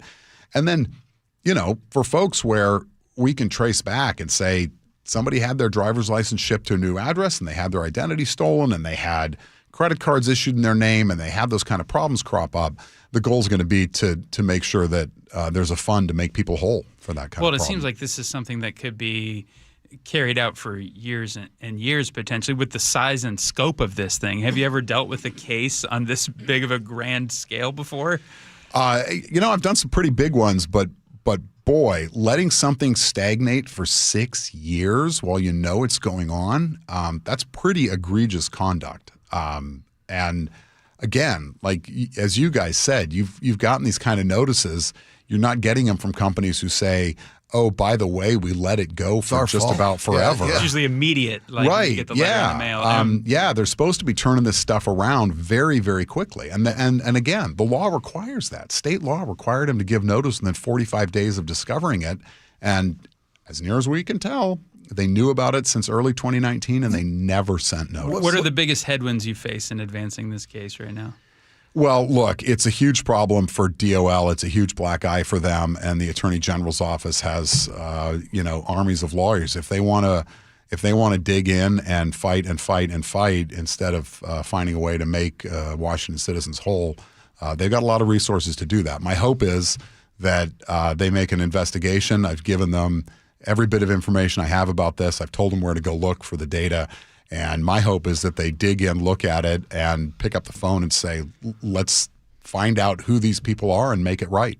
But there's outside of just identity theft and financial fraud, there could be victims of stalking, people that are wary of how our elections are tied in, or our voter registration. Voter fraud could be an issue here. Voter fraud could be brought up. You said ex-wives who don't want to be tracked down by someone who's got a restraining order or a non-contact order. All these identity information, these location informations, these could all be compromised for people. Yeah, and that's absolutely true. Again, the obvious one for Department of Licensing, because their job is driver's licenses, was these batch mailings of licenses. Again, it's the information that's out there on the dark web. Right. Where 1,000 different ne'er-do-wells have access to buy it and use it as they see unfit. What chases me off the most in here in this story is, the state has, broken the law, compromised our security, and now the state's going to spend our tax dollars defending themselves against this. And if we happen to win as citizens, it's our tax dollars that's going to be used as a fund to pay off the state's bad. They're getting us on both ends. All three ends. You're paying for the lawyers, too. That's our tax. They're going to use our money to defend themselves against their intrusions into our lives. And if we find them guilty, they're going to use our money to pay us back. My head's going to explode.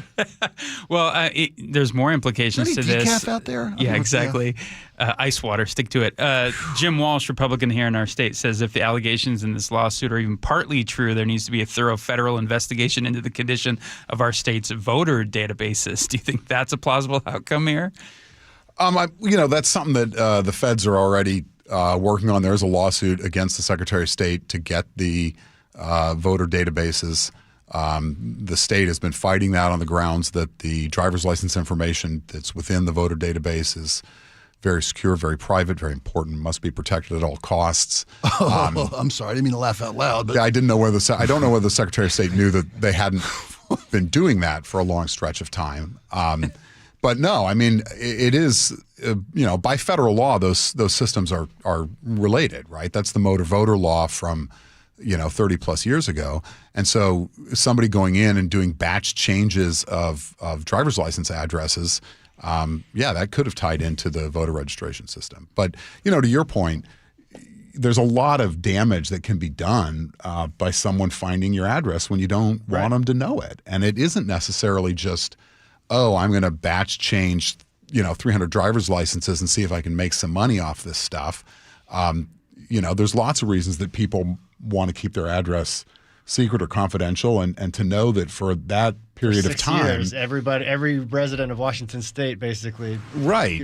Somebody with, modest computer technical skills and knowing where to look to find out how to be a bad actor could have dug up, as you say, an ex-spouse's address and stalked them or what have you. I mean, it's a terrible thing to find out that this went on for so long and that apparently nothing was done about it for so many years. And the fact that they knew it and were accountable for it was kept from us as well. It's like your worst nightmare. It's all on the table. How do potential victims get in touch with you? Yeah, you can reach out to me. My email address is, it's actually an odd one. It's joel@ard.law. I don't know. ARD.law. ARD.law. ARD.law. Attorney Joel Ard, thank you so much for coming in. And, thanks for the nightmares. Yeah. Appreciate you. Thanks for the nightmares, exactly. Bringing our attention to this extremely important case. The Washington State Department of Licensing has some explaining to do, and that's Greg Tomlin, Spike O'Neill in for John Curley. We'll be back in a flash, but first let's send it on over to Nate Connors at the Real-Time Traffic Desk. Thanks, Greg. We've got a big issue in JBLM, South 5 approaching the main gate. A brand new collision blocks 4 right lanes. That leaves just the HOV lane open to all drivers, and you're in a bumper-to-bumper backup starting near Gravelly Lake Drive. That's a 3-mile backup. Tacoma to Olympia, you just hit 1 hour, but once you punch through this, you're wide open all the way past Olympia. Mercer Island, westbound 90, just past west of Mercer Way as you get onto the bridge deck. A collision blocks 2 center lanes. We've got a thick backup starting near North Mercer Way. Bellevue to Seattle just hit a half hour. It's also a half hour on westbound 520 where you're going to jam up near mid-span. South 405, we're just crawling right now from Northeast 60th and Kirkland to Cold Creek Parkway, where a disabled vehicle blocks that HOV lane. Looks like they're getting ready to clear it finally, though. Bellevue to Renton, plan on a half hour. North 405 is heavy from South Center to the VMAC. Extra heavy through the S-curve. South Center to Bellevue's a half hour. South 5 heading into Seattle, it's packed at 85th to the West Seattle Bridge. North 5 heavy from approaching the West Seattle Bridge across the Ship Canal. 35 minutes to get through this. And the Columbian Way on-ramp to South 5, we have a brand new collision partially blocking that on-ramp. KIRO News Radio, real-time traffic. I'm Nate Connors. Choke Points with Chris Sullivan. With Choke Points, we try to answer listeners' questions. It can be as simple as a neighborhood stop sign, or it can be as big as the budget for transportation. I don't care. I'll find the answer for you. It's really easy to get a hold of me at mynorthwest.com. We have a direct link there that gets right to me. You can also do it in the app. You can hit me up on the text line. Choke Points, presented by Carter Subaru. Tuesdays and Thursdays on KIRO News Radio 97.3 FM. Let's talk about your hair. Well, maybe after we talk about my hair. I've got great hair, as you know, and it's because of Advanced Hair. Yep, Advanced Hair Restoration. Their simple one-day treatment offers life-changing results that I can attest to. Guys, it's not magic, but it's close to it. They put hair where you need it most, and bam, it grows. It's actual science. Advanced Hair has top-rated physicians, modern technology, and best of all, you get your very own natural hair that begins to regrow the very next day. It's even guaranteed to grow for life. So schedule your free consultation now at 425-449-8185. Mention Curly to qualify for $250 off and 250 free hair grafts. It's a limited time offer. Advanced Hair, the winner of the 425 Business of the Year, and the team that gave me my hair back. More importantly, they'll do the same for you. Guaranteed. 425-449-8185 or advancedhair.com. You know, it's frustrating. You work your tail off for 40 plus years. The government takes 30 or 40% in taxes. Then they turn right around and waste it. Americans are getting fed up, and that's why they're taking advantage of tax planning. Charlie Harger here. Tax planning could significantly reduce your taxes, not just for 1 year, but for the rest of your life. Learn how much you could save in taxes when you retire with free retirement tax savings analysis from Boss Retirement Solutions. If you've saved more than $300,000, schedule your free analysis now by calling 206-210-1350. Don't pay the government one more dime than you need to. You need to call the team at Boss Retirement Solutions. Call 206-210-1350 206-210-1350. For informational purposes only, actual results may vary. No statement contained herein shall constitute tax, legal, or investment advice. Hey there, Dawn Riding with Olympic Hot Tub. We're ready to clear our warehouse. This is a rare chance to save thousands on new and floor model hot tubs featuring our saltwater hot spring spas. Plus, outstanding deals on endless pool swim spas, Tilo saunas, and our great selection of pre-owned tubs. Warehouse clearance savings in all 8 Olympic showrooms now until March 8th. OlympicHotTub.com. Better you, better life. Olympic Hot Tub. 1877 Cars for Kids. KARS Cars for Kids. 1877 Cars for Kids. Donate your car today. Call 877 Cars for Kids to reach a friendly live agent. Donation's super easy, and your car can be picked up as soon as tomorrow. Call us now or go to carsforkids.org. Donate your car today. Did you know you can donate real estate too? Every season is a little bit different here in Washington, but I'll tell you what, the amount of rain never seems to change in the winter, and we have sure gotten a ton of it this season. All that rain, all that water, it's all got to go somewhere. And if it makes its way into your crawl space, that's when it can create all sorts of problems, including real structural damage, which could really affect your home. But more importantly, for the health of your family, the water in that crawl space could create toxic mold, and that has serious health repercussions. Thankfully, we have Crawl Pros. They can come in and keep your crawl space dry, install a sump pump and drainage, and reroute that water back out and away from your home. They'll also take care of any mold that may have been created. Don't take the risk. It's too important. The best way to learn if you have any water is to ask Crawl Pros to visit your home and inspect your crawl space for free. Crawl Pros will go where you don't want to. So if you're worried about water damage, mold, insulation issues, or anything else related to your crawl space or attic, call Crawl Pros or visit crawlpros.com. You know the one question that guys hate to have asked of them by their wives, Nick? I can take a good guess. I know you know 100 of them. This is the worst one. Do these jeans make my butt look big? Whoa. Can't answer that one, right? What I've noticed is whenever you ask me questions like that, I just simply say, oh, I don't know. What do the doctors at Longevity Medical Clinic say? Well, the doctors at Longevity Medical Clinic would tell me that my butt looks great in those jeans now that my hormones are balanced.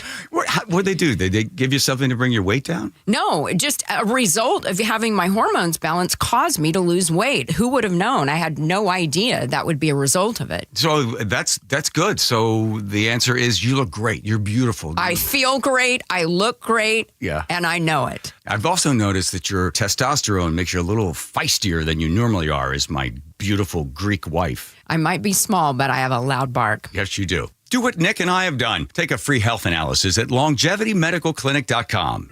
KIRO News Radio 97.3 FM Northwest News. Now, the latest from KIRO News Radio and mynorthwest.com. Good afternoon. I'm Aaron Granello. The effort to stop the war against Iran failed today in the U.S. Senate. KIRO News Radio's Frank Lenzi with the updates. Mississippi Republican Roger Wicker says President Trump's decision to attack Iran was correct. The president understands the weight of war. He was clear-eyed about the risk, and he was honest with the American people. Washington Democrat Patty Murray says Trump broke his promise of no new wars. This president is ordering our kids to be shipped off into war from his beach club in Florida. That is obscene. Frank Lenzi, KIRO News Radio. The measure failed on a 47-53 party line votes. Federal judge today ruled companies that paid tariffs that were struck down by the Supreme Court are entitled to refunds. CBS legal analyst Lori Levinson. This judge today said that all the importers of record are entitled to those refunds. And we're talking here about billions of dollars. The court also made it clear that that judge would be the one handling these requests for refunds. The decision affects more than $130 billion in now defunct tariffs. Seattle Mayor Katie Wilson says she is moving forward with what she calls her top priority, homelessness. She announced 3 new pieces of legislation today to expedite lease agreements, expand shelter capacity limits, and allocate money from underutilized sources. We are moving faster than ever before, but I want to see the ground start breaking, the hammers start swinging, and fewer people left to sleep in doorways and tents. The mayor left today's news conference without taking any questions about her plan. Prepare for major backups around Bothell this weekend. All lanes of 405 will be closed near SR 522. That's from 6 p.m. Saturday until early Monday morning. WashDOT's Lauren Penning says they are removing a ramp over the freeway. We know it's going to be really challenging for people because we're closing down 405 in both directions. That's not something that we do very often, but it is required in order to get these portions of the ramp down safely. Now, detours will be in place, but Penning says drivers should add at least an hour to their trips in the area. Now to the real-time traffic desk. Here's Nate Connors. All right, Aaron, it is busy out there. Let's start you with our biggest collision right now, and that's through JBLM South 5 right before the main gate, blocking 4 right lanes. Just the HOV lane is open to all drivers right now, and you're bumper-to-bumper approaching Gravely Lake Drive now. Close to a 4-mile backup. Tacoma to Olympia will take you 1 hour. Once you get through this backup, it is wide open all the way past Olympia. Mercer Island, we just cleared that collision westbound 90 just past West Mercer Way on the bridge deck there. It's on your right shoulder. You're backed up all the way to 150th, though, in Eastgate, Bellevue to Seattle, plan on 35 minutes. It's a half hour on 520 where it jams up mid-span. South 405, you're just barely moving from Northeast 60th to Cold Creek Parkway, where we recently cleared a stall. Bellevue to Renton, it'll take you a half hour. South 5 into Seattle, we're packed at 85th to the West Seattle Bridge. North 5, heavy approaching the West Seattle Bridge across the Ship Canal. The Columbian Way on-ramp to South 5, we've got a collision partially blocked on that on-ramp. Seattle to Federal Way, 40 minutes. Renton to Puyallup on the Valley Freeway, 50. KIRO News Radio, real-time traffic. I'm Nate Connors. And now to the forecast. We are seeing cloudy skies, heavy rain at times tonight, more showers throughout this week, and highs each day in the low 50s. Currently 48 degrees in downtown Seattle. I'm Aaron Granillo, KIRO News Radio. Your best source for local news. You're listening to KIRO News Radio, Northwest News. Spring showers?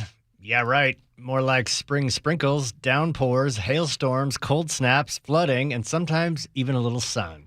Spring in Western Washington changes day to day, even hour to hour. That's why you need experts who have decades of experience and the right tools to keep you weather ready. Watch KIRO 7 pinpoint weather forecasts in every newscast and on the KIRO 7 app for your phone or TV. Nice. All right, this hour of the John Curley Show brought to you by Bucky's Auto Repair. Greg Tallman and Spike O'Neill in for the John Curley Show. I don't know. I'm just joining the fun. Who should we trust, guys, with the protection of children online? Parents or big tech? The answer seems self-evident to me. Seriously. That's what's at stake here in the Parents Over Platforms Act, which was put forth by a new up-and-coming representative, Jake Auchincloss, who I believe represents Massachusetts' 4th Congressional District. This story piqued my interest, one, because of its broad implications for the country and its future, and also because it hits close to home for me. I have 3 kids, ages 9 to 15. And yes, the integration of tech in our household is always a hot button issue for us. And so what would this Parents Over Platforms Act do that's right now head to head in committee with some legislation that Meta is also putting forward? Well, the Parents Over Platform, I know it's a joke, Spike, you're laughing. Meta really has our best interest. Let me watch the Hen House Act. Yes, okay. So here's what would have to happen if this legislation ends up making it through committees and ultimately passing. First, here's how it would go. From a family account, a parent would set up the App Store for their child's smartphone. Next, for the App Store account, the parents set up an age indicator for an age range of your child. From then on, the apps that provide different experiences based on a user's age are liable to abide by that age signal that they get. For example, pornography, gambling apps are prohibited for users under 18, and social media apps would be blocked for users under 13. And that's based on existing online privacy protection laws. The representative here who's put forward this bill is trying to make that a minimum of 16 years old to get on social media. To this, I say hear, hear, rah, rah. I hope this passes. I hope this remains a nonpartisan issue and one of those rare instances where people across the political spectrum can get together and say, at long last, it's time to do what's right for our kids and protecting them online, because the deleterious effects that social media use has had on them and copious amounts of screen use is just abundantly clear at this point in time, and it's high time that we act as a matter of law. So what do you think, Spike? To your question, who should dictate what your kids see online, your parents or your social media companies? Let's bring the government to the table. That's what these laws are proposed. These proposed bills. This God, I love this. What's the name of this Jake representative? Auchincloss. It's rooted in common sense. It's rooted in the mental health and well-being of our children. It's rooted in evidence. So it doesn't have a prayer. My point being, I mean, I'm being facetious, and I hate the cynical nature with which I look at government. But when you look at you look at the dais of our inauguration of our president in January of 2025, who's up there with him? It's not the the Pediatric Society of America. It's not the Center for American Mental Health Security. It's the broligarchy. That's who's influencing what this government does to protect its citizens and influence its citizens' lives. What do you think? I mean, the ban in Australia, I'm getting a little sideways on this. The ban in Australia of all social media use under 16 years of age. I love it. I love it too. I like it, love it, want some more of it. It's being considered in Spain, in England, in France, in Germany, in every intelligently developed nation on the face of the earth. We seem like we're lagging behind in the U.S., to be honest. We are so lacking behind this. And, the average usage of a teenage girl in America is like 7 hours a day in social media. Oof. I mean, that's more time than their parents are getting. It's probably more time than their teachers are getting. I will say this. There is something unique to the American spirit where if we hear about government being more involved in an issue, we kind of have a reflex to say, wait, can we do this on our own first? And other countries around the world have a knee-jerk to sort of say, well, government can solve all our problems. And it's sort of a two-edged sword, really, when it comes down to it. In this case, I think the evidence is abundantly clear that we need more government intervention. I mean, if you saw a mother hand their 13-year-old daughter a cigarette, we would rightly stigmatize them, guilt and shame them. I think that is no different in the year 2026 to handing your 13-year-old daughter a smartphone with TikTok on it with no guardrails. Disaster for them now and a disaster for them into the future. I'll argue that a cigarette is less dangerous to your child than the internet. I'm not kidding. Cigarettes have a physical detrimental health to your health, right? As does social media, lack of sleep, attention deficit disorder. All these things are impacted by social media use. Cognitive capabilities, cognitive development capabilities, thinking. Social development. All these are impacted, which is far greater reaching, implications on your kids' mental health and well-being than a cigarette does. Yeah. So of course we need oversight from the federal government about what. We don't let the oil lobbies write our environmental laws. At least we didn't use to. We're not supposed to, right? I mean, Joe laughs. I know, but it wasn't that. Didn't that used to be the case? That was why the EPA was put in place, because those guys were speaking of the fox running the hen house. How can you let the Zuckerberg and the legislation he wrote dictate what happens to our children's well-being? I think we're beginning to see a sea change at long last, and I, for one, celebrate this, as it sounds like you do too. And by the way, I don't blame Gen Z for this. I think the parents involved. Is that what you're saying? Well, I think not only is big tech to blame, but then there was also a certain level of gullibility or naivete on a generation of parents. I think the statute of limitations for that is about a 5 to 10 year period. And now I think if you're casually just handing your kid a smartphone with no guardrails on it, especially in terms of social media, I think you're being reckless as a parent, frankly, and we need to call it what it is. But I've noticed even in my daughter's generation, she's age 15, really encouraging developments here and there. Small signs, yes, but movement towards true north. And that is, she went to a party recently. And again, 15-year-old girls, right? This is like the prime demographic for cell phone obsession and social media obsession. So she gets to this party with like 8 or 9 girls the other day, and the host house had a basket out for when the girls got to the home, every one of them had to put in their cell phones before the party started. And it was like 3 hours. And lo and behold, I'd say 30% of the girls, based upon my daughter's report, were just almost in tears because they couldn't have that pacifier. Immediate withdrawals. It was like they're coming off of a high and need that hit of dopamine again.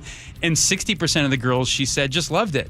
It was like, hey guys, let's look at each other face to face. Let's talk and develop relationships. And I was just like, not in tears as a father, but just celebrating this fact that they had taken it upon themselves as this generation who's suffering the consequences of this to say, hey, let's collectively in our community make a change because we know too much now. And I want to applaud that and hope that is happening from community to community.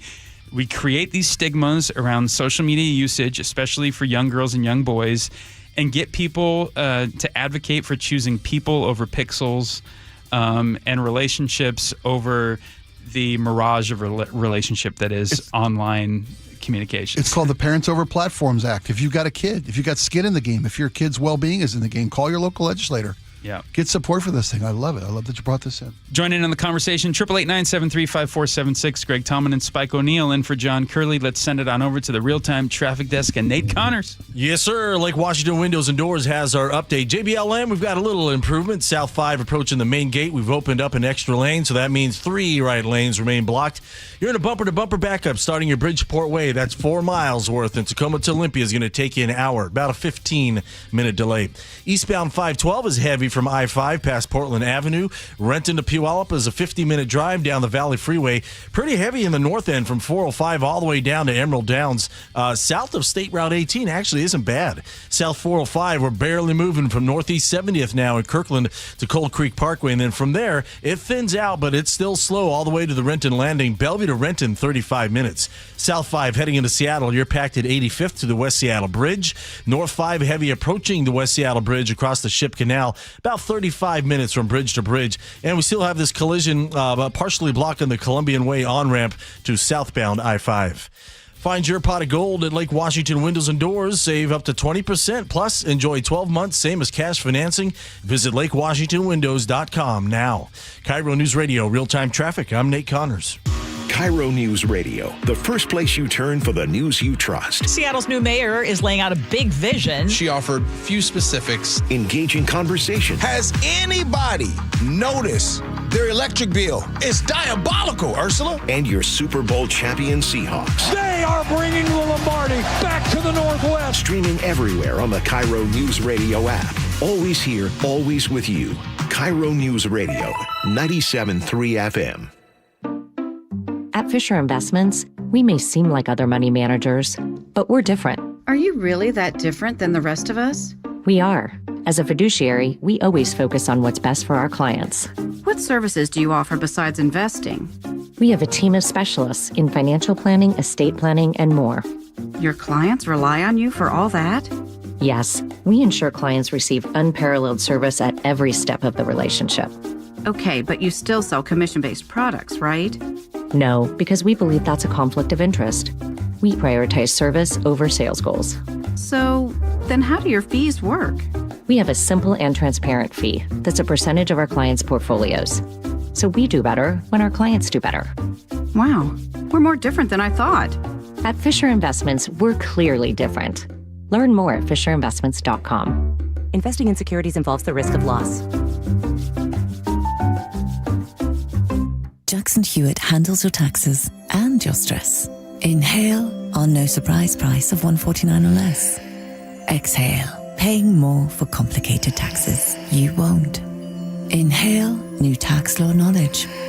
Exhale, missing out on your biggest refund. Certainly not. Don't miss paying $149 or less. Rest easy. Jackson Hewitt's got your taxes. Guaranteed. Limited time offer for new clients on federal returns. Participating locations only. Terms at jacksonhewitt.com/149. Meet Morgan Jones. Morgan is about to step into a world unknown to most, thanks to Progressive's Renters Insurance, a place of fresh linens and turn-down service. You see, Morgan temporarily vacated her apartment and has gone to a hotel because a pipe burst in her apartment. A pipe that made her sense of reality and apartment ceiling all come crashing down.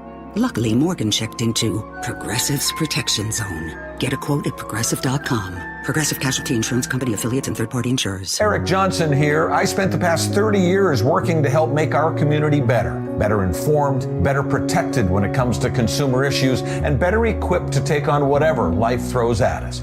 That's why I love the free Washington Accident book series from Davis Law Group. These books keep us better informed about the law, better able to protect ourselves on and off the road, and better off when all is said and done after an accident. Chris Davis didn't have to write these books. He did it because he saw a need.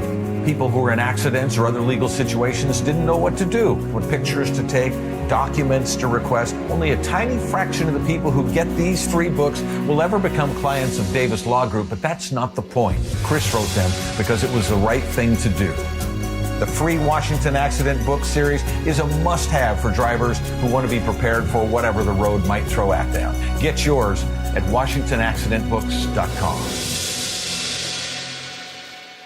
Whether you've done some preparation already or you're just beginning to plan for your retirement, it's never too late to make sure you have everything covered. Elder law attorney Rajiv Nagayach joins me. You have an opportunity coming soon that will help answer some important questions, don't you? We do. And every month we take 3 or 4 opportunities to go to the communities and educate people about what proper retirement planning is. The notion of retirement planning around having a hodgepodge plan, working with a financial planner, a lawyer, a CPA, a doctor, those pieces by themselves are not going to give you the results you want in retirement. And you and the LifePoint Law team want to teach us about the Safe Harbor Trust? They do. The single biggest financial threat in retirement is an uncovered medical illness. A Safe Harbor Trust, it should be a must in most of these estates, but is not. Be part of the next seminar in Tacoma on March 10th, Bellevue on the 12th, Federal Way on the 14th, and Everett March 17th. Learn more and secure your space at lifepointlaw.com. That's lifepointlaw.com. Let's talk about your hair. Well, maybe after we talk about my hair. I've got great hair, as you know, and it's because of Advanced Hair. Yep,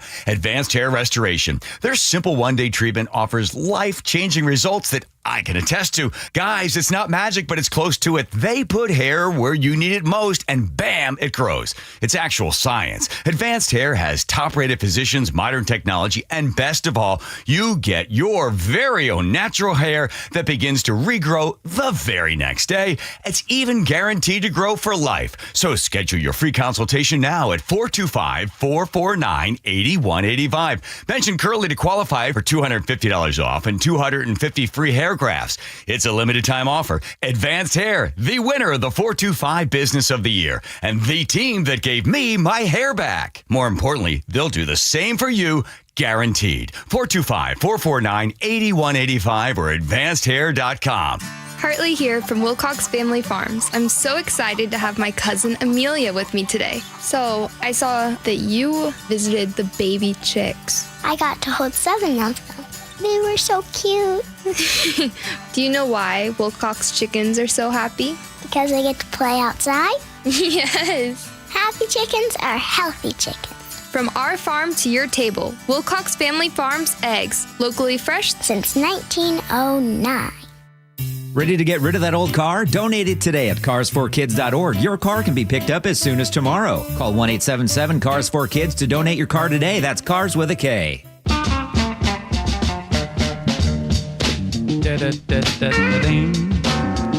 Spike, do you have perfect pitch? Oh, yes. I always thought... I got a good ear. That's I don't know music. I couldn't tell you what an F is from a G is from an A is. I couldn't tell you. And perfect pitch is like when you hear a noise like a ding, someone could just tell you, oh, that's a G flat. I don't have that. I can't read music. Was that a G flat, Andrew? Thank you. All right, ding, ding, ding. Here's the thing I do have. You a ding to try to get I don't know what the chord is. Oh, that was an F minor? Here's one thing I can do. Is what that is. I can recall songs. It's Greg Tomlin, Spike O'Neill, in for John Curley. Yeah, we forgot digress to tell you that. Momentarily. We have to nerd out over music for one moment. I can recall songs that were so pivotal in my childhood where I can start singing the melody. And I know, for instance, that song is in the key of G, and then I can find other notes based upon where I start in that song I can recollect. Music is one of the strongest memory keys. And you know what song that is for me? What? Maybe you have one. Could you just pick one off the top of your head and sing it in the exact key that it's in if Andrew then pulled it up and you had nailed it a cappella? Probably. Mine is Semi-Charmed Life by Third Eye Blind. Is that a song? I'm kidding. I kid. I'm a 90s child, right? I packed it, I'm holding. Yeah, it's in the key of G. Okay. So I could find any other song's key from that one. I think I was pretty close before he was Johnny on the Spot with the backing track. Yeah, I get that.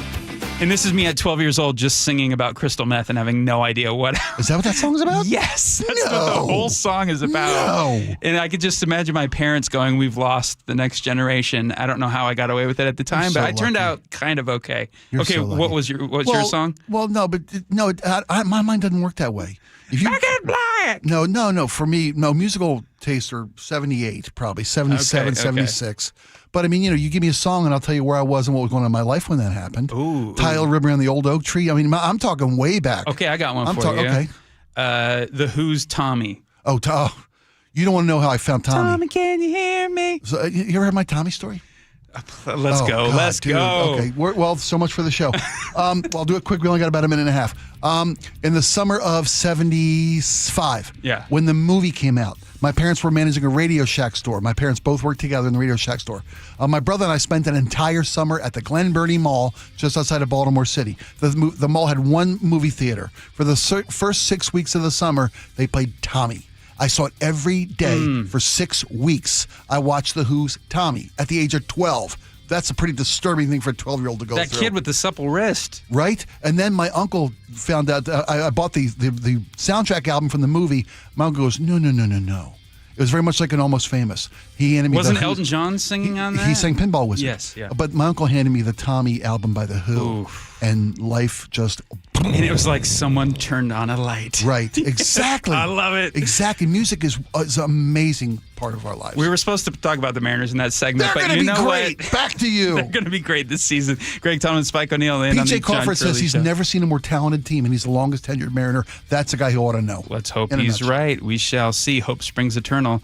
We'll be right back on the John Curley Show. Let's send it on over to Nate Connors at the Real-Time Traffic Desk. Thank you, Gregory. The Emerald Queen Casino has her update. And good news in JBLM. South 5 approaching the main gate. Collision blocks just the right lane now. At its worst, 4 lanes were blocked. So that's why you got a bumper-to-bumper backup starting near Bridgeport Way. Tacoma to Olympia, though, has gone up to an hour, 15 minutes. Federal Way to Tacoma, 15 minutes. You're slow from State Route 18 to State Route 16. North 5, stop and go from the Fife Curve up to State Route 18. Seattle to Federal Way is at 40 minutes. It's thick from 405 down to 516. Northbound 405, we're heavy from South Center past Northeast 44th near the VMAC. South Center to Bellevue, just under a half hour. South 405 is just barely moving from Northeast 70th there in Kirkland down to Coal Creek Parkway. And then from there, it starts to thin out, but you're still slow all the way into Renton. Bellevue to Renton, 35 minutes. Seattle to Everett, 55. Bellevue to Everett, 1 hour. Get ready for a night of hard-hitting MMA excitement with WFC 190 April 25th at the Emerald Queen Casino. Emerald Queen Casino, the entertainment capital of the Northwest. KIRO Newsradio Real-Time Traffic. I'm Nate Connors. The stock market was on fire in 2025 due to AI and tech stocks. Now is the time to set a strategy for 2026. It's a good opportunity to lock in those gains and invest into a stable platform. With $8 trillion in cash sitting on the sidelines, investors are either scared or unsure where to go. Hi, I'm Scott Rirucka, CEO of Legacy Group Capital in Bellevue. Legacy Group Capital develops local real estate, lends money, and shares the profits with our investors. Diversify with Legacy Group Capital. Invest into our Northwest Fund, which is currently delivering 9% on a fixed rate term. It's our flagship fund for 19 years with 0 investor losses. And yes, we do accept IRAs. Find out why 1,300 local investors have invested over $350 million. Legacy Group Capital at legacyg.com. This is not investment advice. Investments available to accredited investors only. Details at legacyg.com. I saw her texting, coming up to a stop sign. And so I saw the accident coming, and she T-boned us. In the blink of an eye, Crystal's life changed when she suffered a severe spinal injury. The pain was something I had never experienced before in my neck. I got massage therapy. I saw a chiropractor. I was prescribed muscle relaxers so I could sleep. I got depressed. Nothing was relieving the pain. Drugs, sleepless nights, and depression. Sound familiar? I'm Dr. Mark Shelley, a chiropractic physician and board-certified functional neurologist. At Sound Pain Solutions, our treatments include high-dose laser combined with spinal decompression and other comprehensive therapies to rehabilitate damaged discs. We use treatments that are non-surgical, FDA-cleared, drug and pain-free.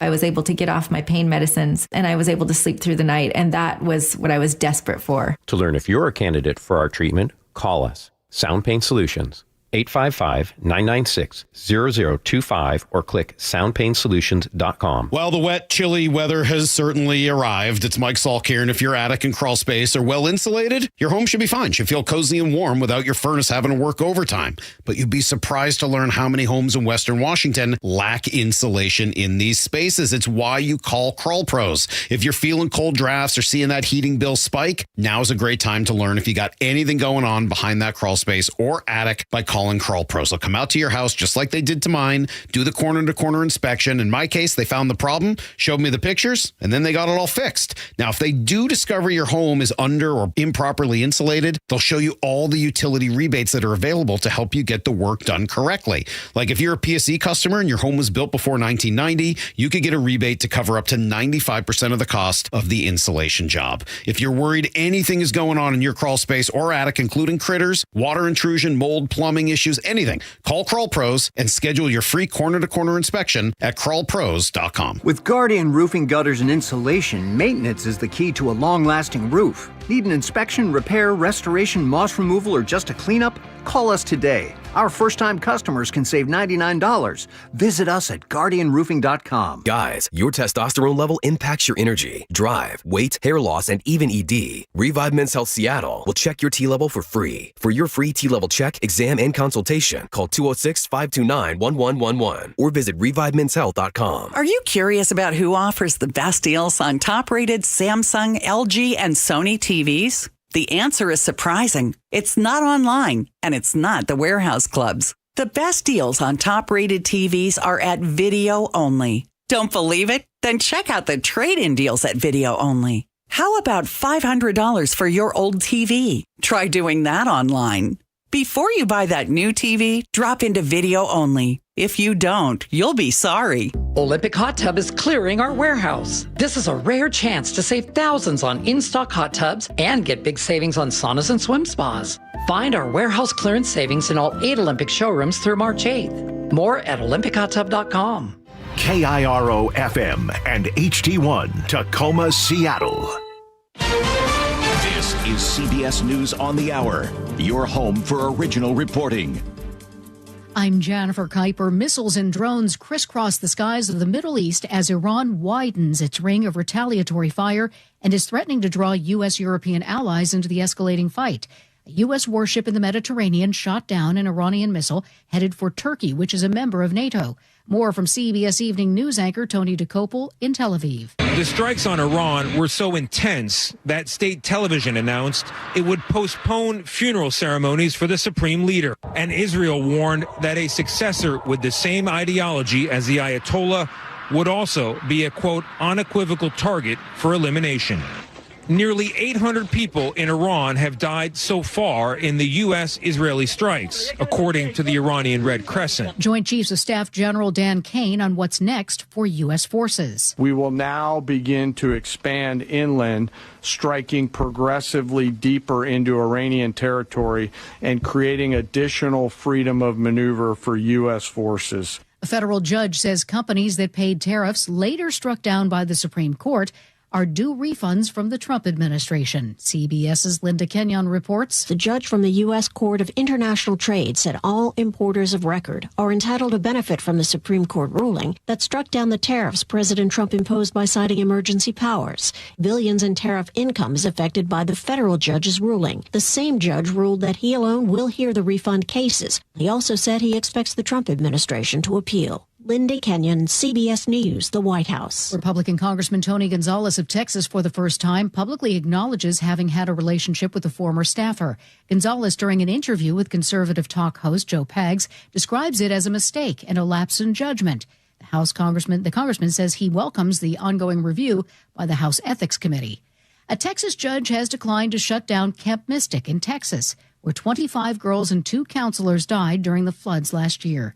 The latest from CBS's Cammie McCormick. The family of one of the missing girls has filed suit and asked the judge to prevent the owners from reopening the camp while the lawsuit is pending. While the camp won't be shut down, the judge did order the owners not to alter or demolish the cabins where campers were housed during the floods. Attorneys for Camp Mystic say more than 850 campers have already signed up to attend camp this summer. A person briefed on the matter tells CBS News that federal prosecutors in U.S. Attorney Jeanine Pirro's office are dropping a criminal probe into whether former President Biden and his aides unlawfully used an auto pen to issue pardons. This is CBS News. The stars shine brighter on CBS Mornings. This is a slam dunk. So cute. Gail came in singing for me today. On CBS Mornings. One step closer to banning face masks for law enforcement. That's one story coming up after Nate Connors at the traffic desk. All right, Seattle Sports has our update. Seattle to Everett, a 55-minute drive. Once you get over that Ship Canal Bridge, it's slow from Northgate through Linwood. Bellevue to Everett, 1 hour. You're bumper to bumper through Kirkland, starting at 520. Near Northeast 85th, you start to thin out, and you're pretty much in the clear once you get into Bothell. Everett to Marysville, 15 minutes. North 5, pretty solid, starting just north of the Boeing Freeway into Marysville. Everett to Seattle coming the other way, 55 minutes. A little slowing to get through in Linwood, and then it's packed from 85th down to the West Seattle Bridge. North 5, we're jam-packed from the Michigan Curve now across the Ship Canal Bridge. 45 minutes to get through this. South 5 approaching the main gate in JBLM. A collision blocks the right lane. For a while there, it had 4 lanes blocked, and that's why you're bumper to bumper starting your Bridgeport Way. Tacoma to Olympia, plan on an hour and 10 minutes. South 405 through Bellevue actually starts to jam up near Northeast 70th in Kirkland all the way down into Factoria, and then you'll thin out. Crossing the lake from Bellevue into Seattle, westbound 520 jams up basically across the lake from the east end all the way into Seattle, and westbound 90 slows from the East Channel Bridge onto the Lake Bridge. Let's see. This report brought to you by Seattle Sports. Search Seattle Sports on YouTube and click subscribe to get fresh video content daily. KIRO News Radio real-time traffic. I'm Nate Connors. KIRO News Radio 97.3 FM Northwest News. Now, the latest from KIRO News Radio and mynorthwest.com. Good evening. I'm Aaron Granillo. Stuck overseas as war rages in the Middle East. KIRO News Radio's Frank Lindsay reports a former Washington teacher is trapped in Kuwait due to the war with Iran. Lisa Dallas is the principal of Global Bilingual Academy, a K-12 school in Kuwait. She tells the G and Ursula show that on Saturday, she heard explosions and sirens nonstop. Today, I think I've only heard 2 explosions, so that's fantastic. And I think the sirens only went off about 3 or 4 times. Dallas is responsible for 1,300 students who, for now, have pivoted to online learning. Frank Lindsay, KIRO News Radio. A bill that would ban police officers and federal agents from wearing masks while on duty is now one step closer to becoming law. State Republicans like Jerry Defoe voted no, saying the bill is unconstitutional. Because the Supremacy Clause of the U.S. Constitution prohibits state governments from interfering in the enforcement of federal law. Measure now heads back to the Senate for final approval. The governor is expected to sign it. Meantime, the governor says an income tax on millionaires may have to wait until next year. Ferguson dropped the news in an email to donors. Reporter Jerry Cornfield with the Washington State Standard tells Seattle's Morning News this may be a negotiating tactic by the governor. I mean, if you write an email saying, hey, I know it's a big deal for me, for you, just want to give you an update, not going well, so we might have to wait. What does that do if you're a donor and a supporter? You get this and you think, oh, maybe I should reach out to my lawmaker and say, hey, what's going on here? We want to get this done. What does the governor want that you're not giving him? The Puyallup School District is now bracing for staff cuts. KIRO News Radio's Jillian Raftery explains. The Puyallup School District needs to close a $15 million budget gap. Part of the plan to close that involves cutting up to 95 positions before next school year. That's 2% of staff. The district also wants to cut back library time, close the Puyallup High School pool, and eliminate high school gymnastics, as well as get rid of take-home devices for 4th through 6th graders. A district spokesperson tells the News Tribune costs are rising faster than revenue because of higher salaries, inflation, and a lack of state funding. Final recommendations go to the school board next Friday. Jillian Raftery for KIRO News Radio. Out of your forecasts, we'll see a few downpours in spots tonight. Outside chance of a thunderstorm, fewer showers for tomorrow. Right now, 48 degrees in downtown Seattle. I'm Aaron Granillo, KIRO News Radio. Your best source for local news, serving Western Washington and the world with a KIRO Newsradio app. Always streaming live on your smart speakers. You're listening to KIRO Newsradio, Northwest News. This is the John Curley Show on KIRO Newsradio. Greg Tallman and Spike O'Neill in on the John Curley Show. Did you have a little cup of joe before you came in to the program today, Spike? Sure, we'll call it one. You like it black? Do you like it cream, sugar? How do you take it? Like I like my women, cold and bitter.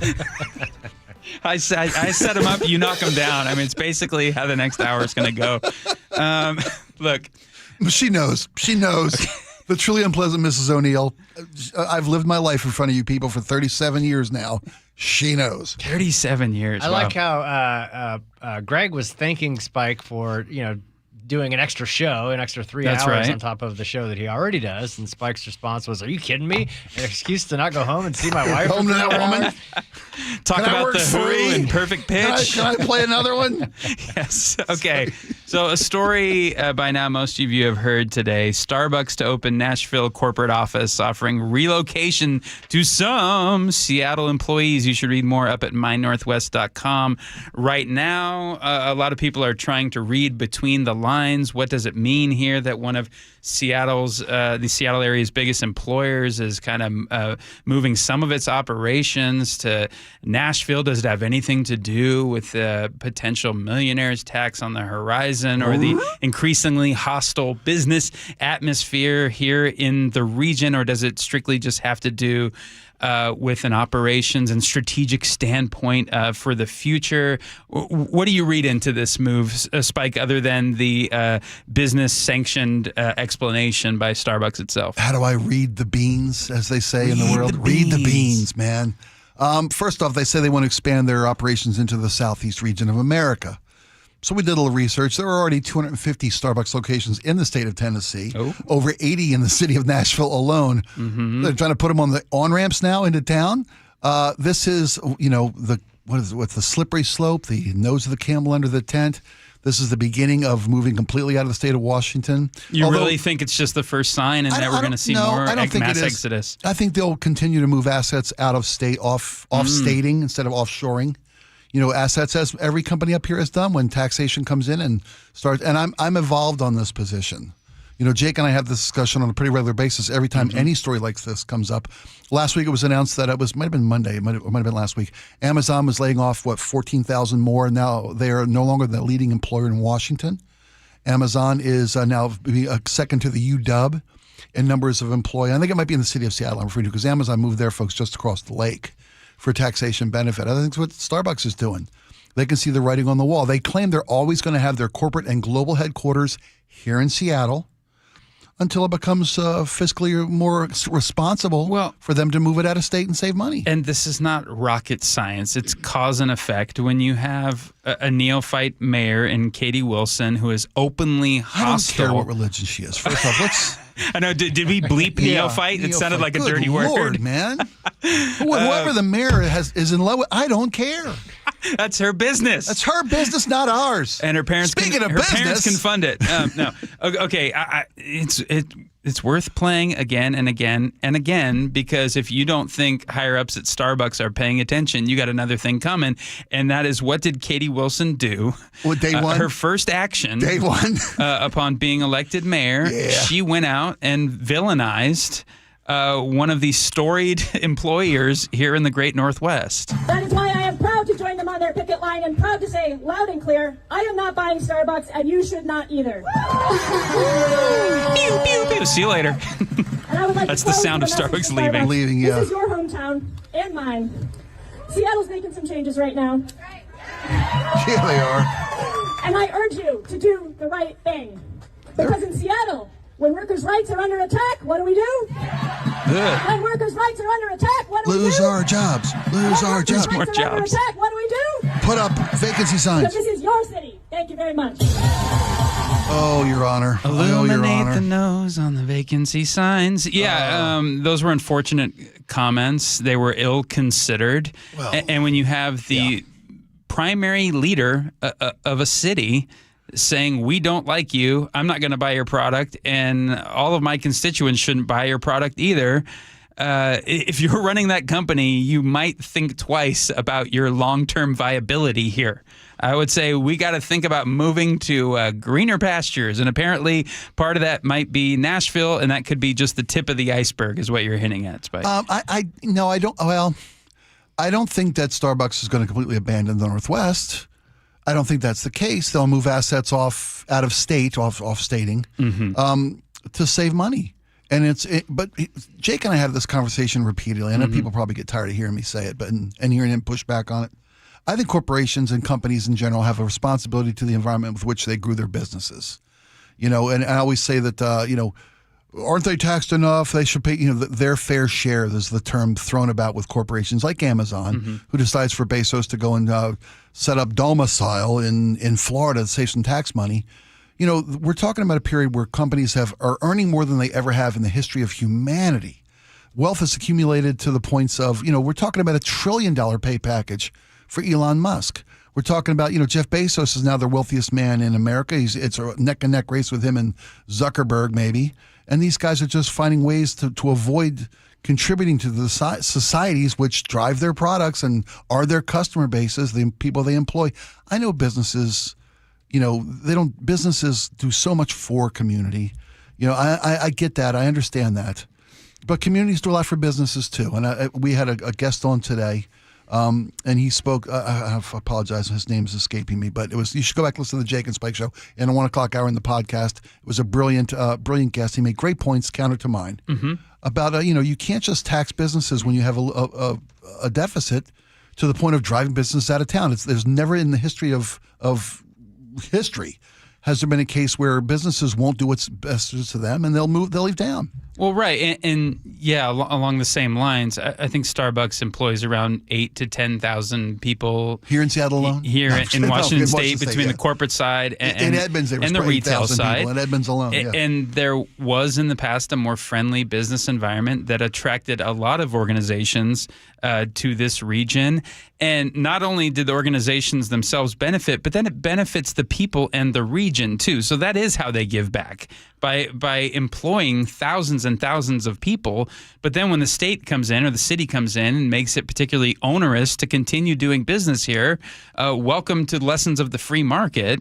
They have the right and duty to preserve their business, to look elsewhere. And I think we're just going to be seeing more and more of that. I think our mayor should choose her words more carefully and perhaps even re-examine her ideology as a whole.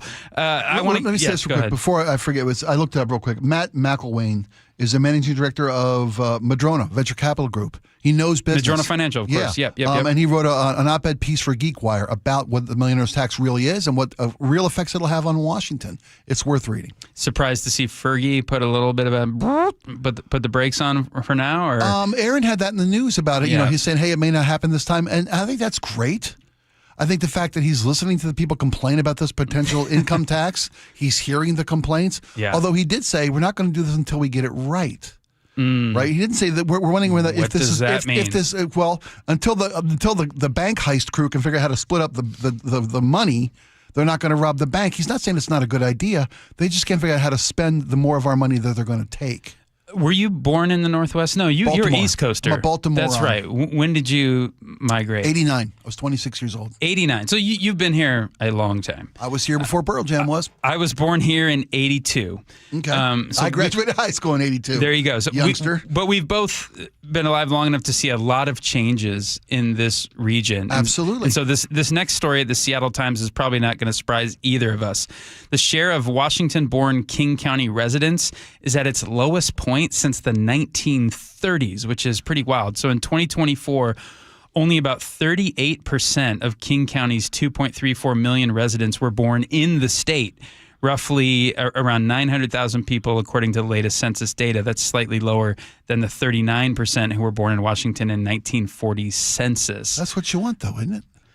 I think, yes. You want sticks on the family tree. Otherwise, we're the royal family. You got to, fleshing out the There are gene things pool to there. celebrate about that. Yeah. And I think there's simultaneously things to grieve about that because what happens when you start to lose that shared history as a people, right? Yeah. This isn't just unique to King County. I agree. But there's culture at stake. There's the arts. There's values. There's practices and habits. You will do away with some of the old ways, and you'll preserve some of them. But then you'll bring in a whole host of new ones, and that's always a mixed bag. I mean, so the question is, has this, maybe it's too strong of a way to use verbiage around it, has been a net good or net bad for the region? Are we better or worse off? Being the fact that we aren't a majority natural. Yeah, I mean, look, natives. There are some things I mourn about the 80s and 90s of Seattle and Kirkland and Bellevue and Bothell and, towns that I would frequent that look completely unrecognizable in terms of architecture and population. Trees alone, and so man. on and so forth. Yeah. It's not just Huskies and Cougars anymore, which I've said before, but when I grew up, that's all it was Huskies and Cougars walking around. You were here pre-Seahawk. No. You're 82. 77, you're 82. right? I'm sorry, you're 80. Not that. Yeah, I was just talking about in terms of the state and population and all that. I hear you. I married a local. But these stats surely don't surprise you, do they? No, because unless you're going to always be working either at Boeing or nothing, there people come in. Microsoft landed here. Amazon landed here. We've got a strong biotech industry here, and that brings in the best and brightest. That's who you want to work in these industries, and they come from all around the world to work for the greatest companies in their fields, whether it be e-commerce or software development or whatever it may be, medical research, cancer research. You want these people all coming to the Great Northwest. Plus, there's the geological attributes, the topography, the weather, all the things. I swear we're going to be the last city in America with an average temperature under 80 degrees, not too far in the future. Really? I swear. I firmly believe that, man. This is a very attractive place to live.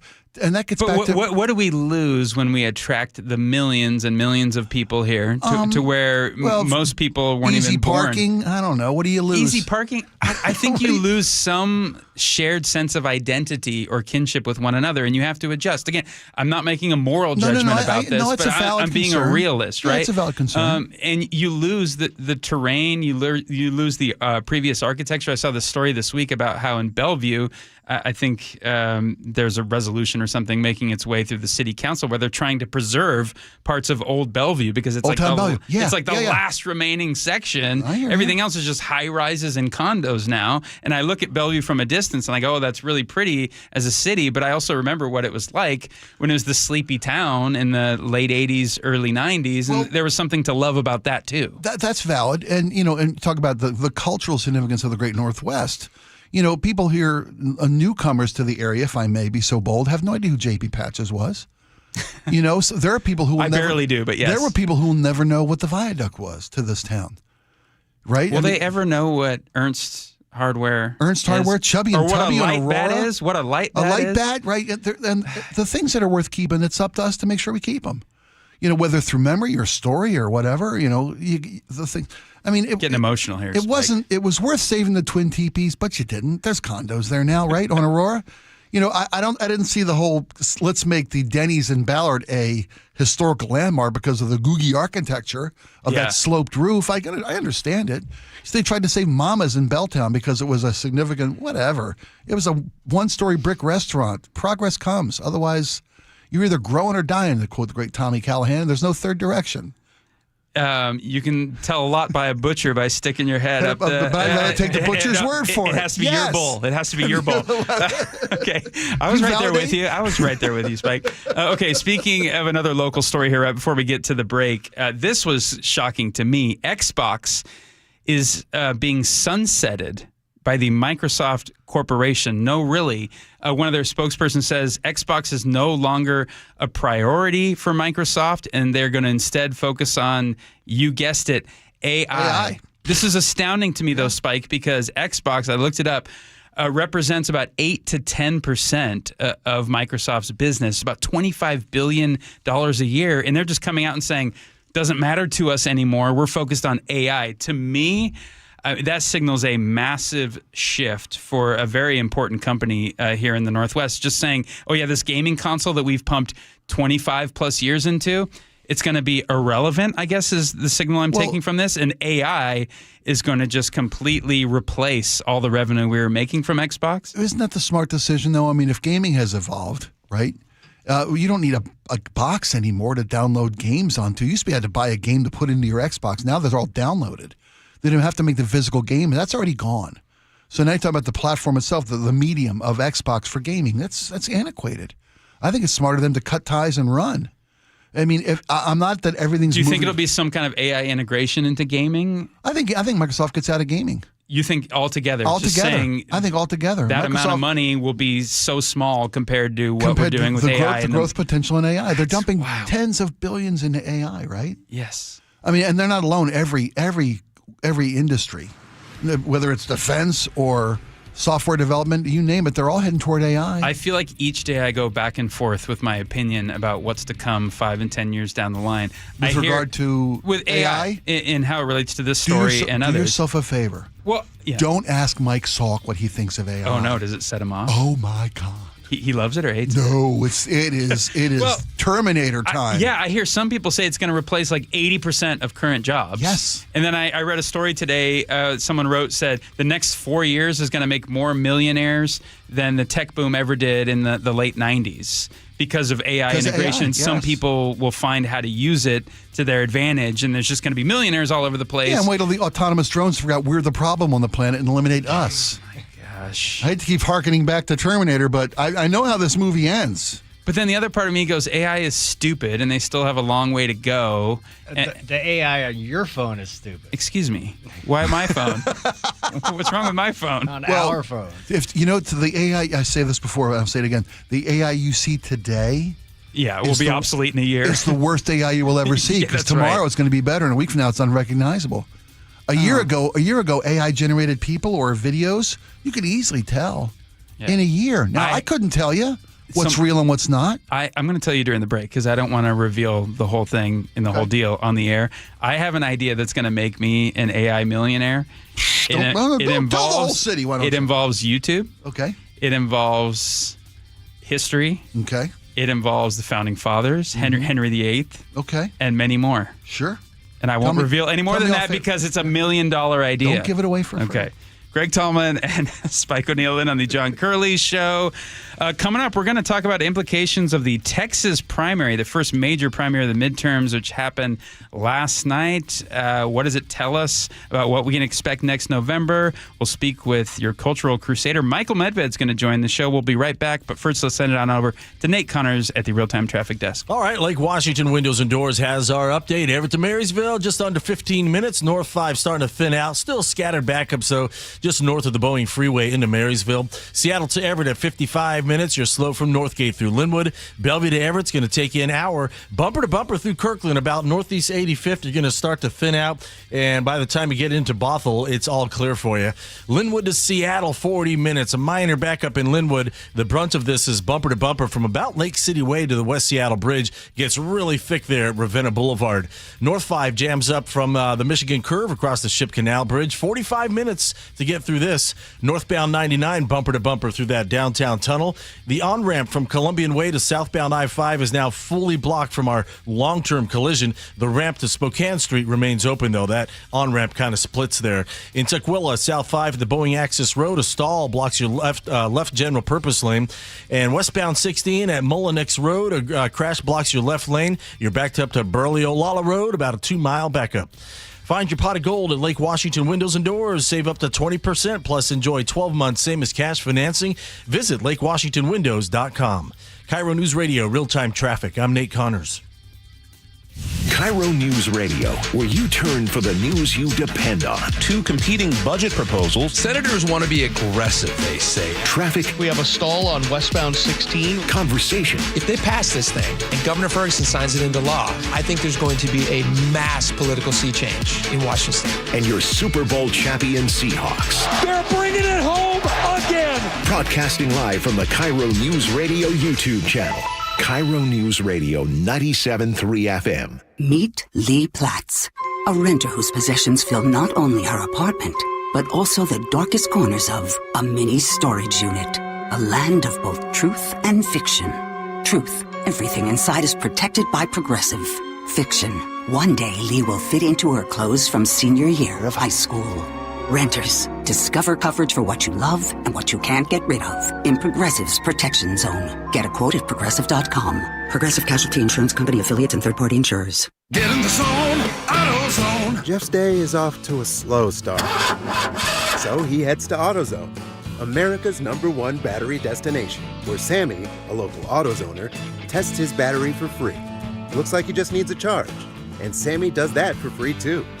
In no time at all, Jeff is back on the road, ready to finish the day strong. Free battery testing and charging at every store. No hassles, just help. Get in the zone, AutoZone. Restrictions apply. You know, it's frustrating. You work your tail off for 40 plus years. The government takes 30 or 40% in taxes. Then they turn right around and waste it. Americans are getting fed up, and that's why they're taking advantage of tax planning. Charlie Harger here. Tax planning could significantly reduce your taxes, not just for 1 year, but for the rest of your life. Learn how much you could save in taxes when you retire with free retirement tax savings analysis from Boss Retirement Solutions. If you've saved more than $300,000, schedule your free analysis now by calling 206-210-1350. Don't pay the government one more dime than you need to. You need to call the team at Boss Retirement Solutions. Call 206-210-1350. 206-210-1350. For informational purposes only, actual results may vary. No statement contained herein shall constitute tax, legal, or investment advice. You're 62 or older, lots of equity in your home, and you want to pull some cash out, but a refinance or HELOC, well, it means a bigger payment. And the cost of selling your home, it's insane. So what should you do? Hey, Brock Hewitt here for Tila Mortgage. You don't need to live at a lower standard than you deserve. You really got 3 options. Number 1, sell your home. 2, get a HELOC or refinance. Or 3, get a reverse mortgage. Tila has done the analysis and believes that a reverse mortgage is the most cost-effective way for seniors to get cash out of their homes without selling and having the option of no monthly mortgage payment. Too good to be true? No. Call today and let's compare. Tila, spelled Tila, is a name you can trust for truthful, honest, and ethical advice for all your mortgage needs. Give them a call today. 206-766-8888. That's 206-766-8888 or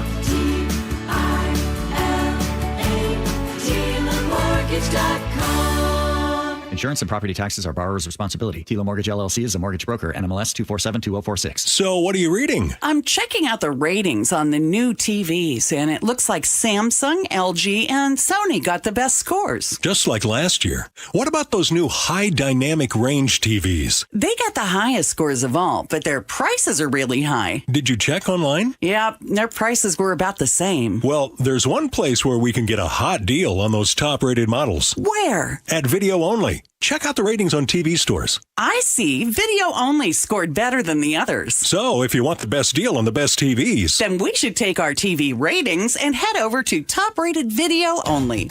At Video Only, you won't find huge stores with refrigerators or microwaves, but you will find the best deals on top-rated TVs, soundbars, and monitors. Shop around. Just make sure you visit Video Only, because if you don't, You'll be sorry. In South Center, Bellevue, Linwood, Federal Way, and Tacoma, Video Only.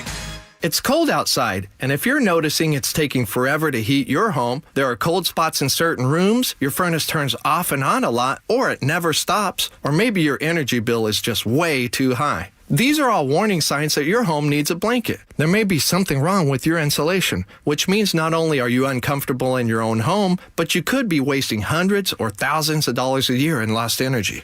Call Insulation Northwest today, and we'll send one of our professionals to give you a fast, free energy inspection to determine if there is a problem. And if there is a problem, we can fix it fast. Most jobs are completed in one day. You have nothing to lose. The inspection is free and only takes about an hour and could save you thousands. Keep the heat in, the cold out, and your energy bill low. Call Insulation Northwest today. Insulation Northwest, the real insulation company.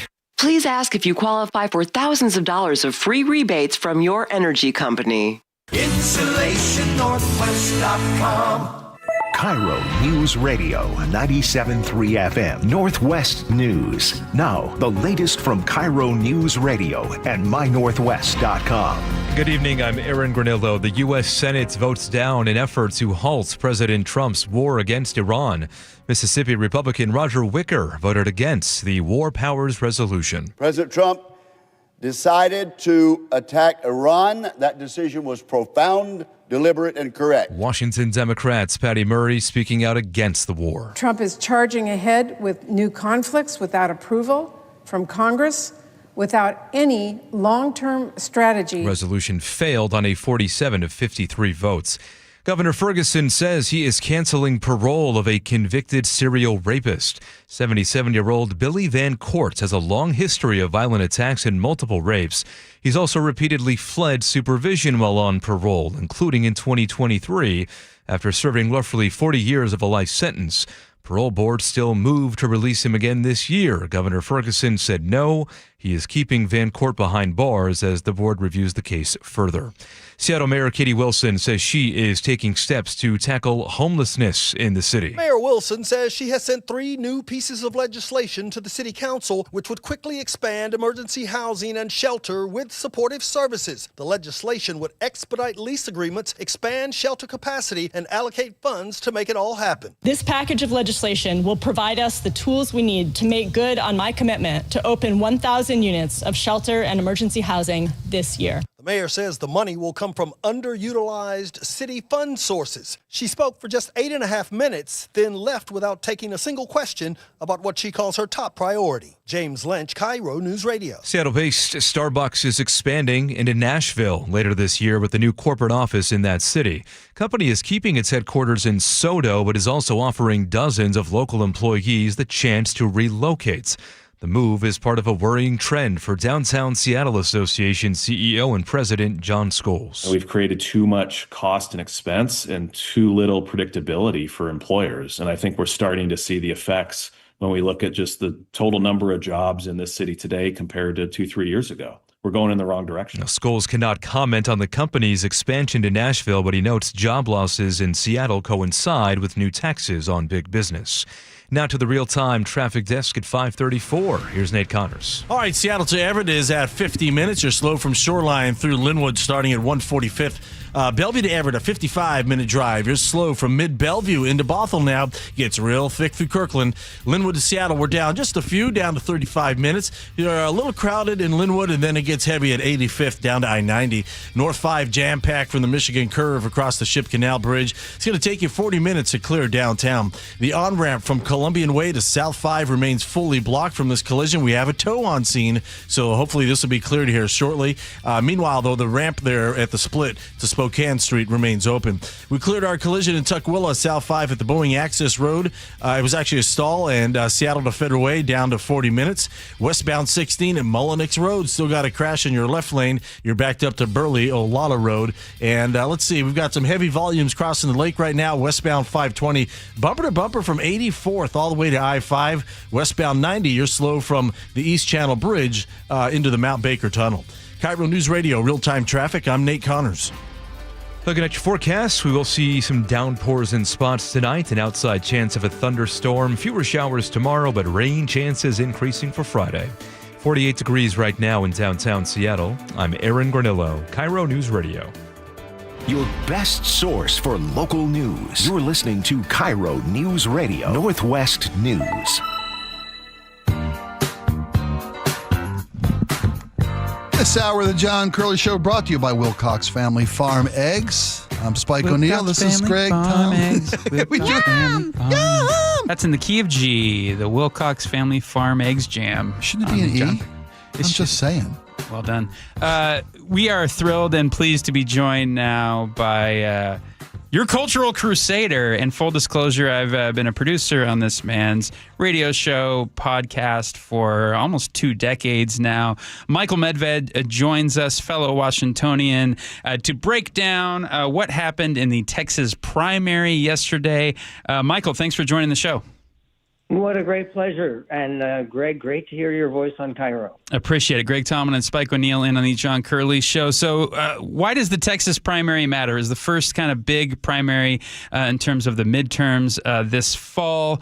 What does it say about maybe the way the nation's politics may be trending? Does it reveal anything about the two parties and divisions therein? Does it say anything for us up here in Washington? What did you make of what happened yesterday in the Texas primary? Well, first of all, a tremendous amount of money was wasted. The idea that this was the most expensive primary ever, that more money was spent on advertising. And it was a deeply unnecessary primary, which had to do only really with personal ambition, because John Cornyn has had 4 terms in the Senate. He's going for his 5th term. Republican, yeah. And a conservative Republican. He's not somebody who has been opposed to Trump at all. And in fact, Trump sort of indicated that this was not a deeply ideological primary that he was taking personally in any way, because he said he will now endorse whoever it is that stays in the race, that doesn't agree to drop out.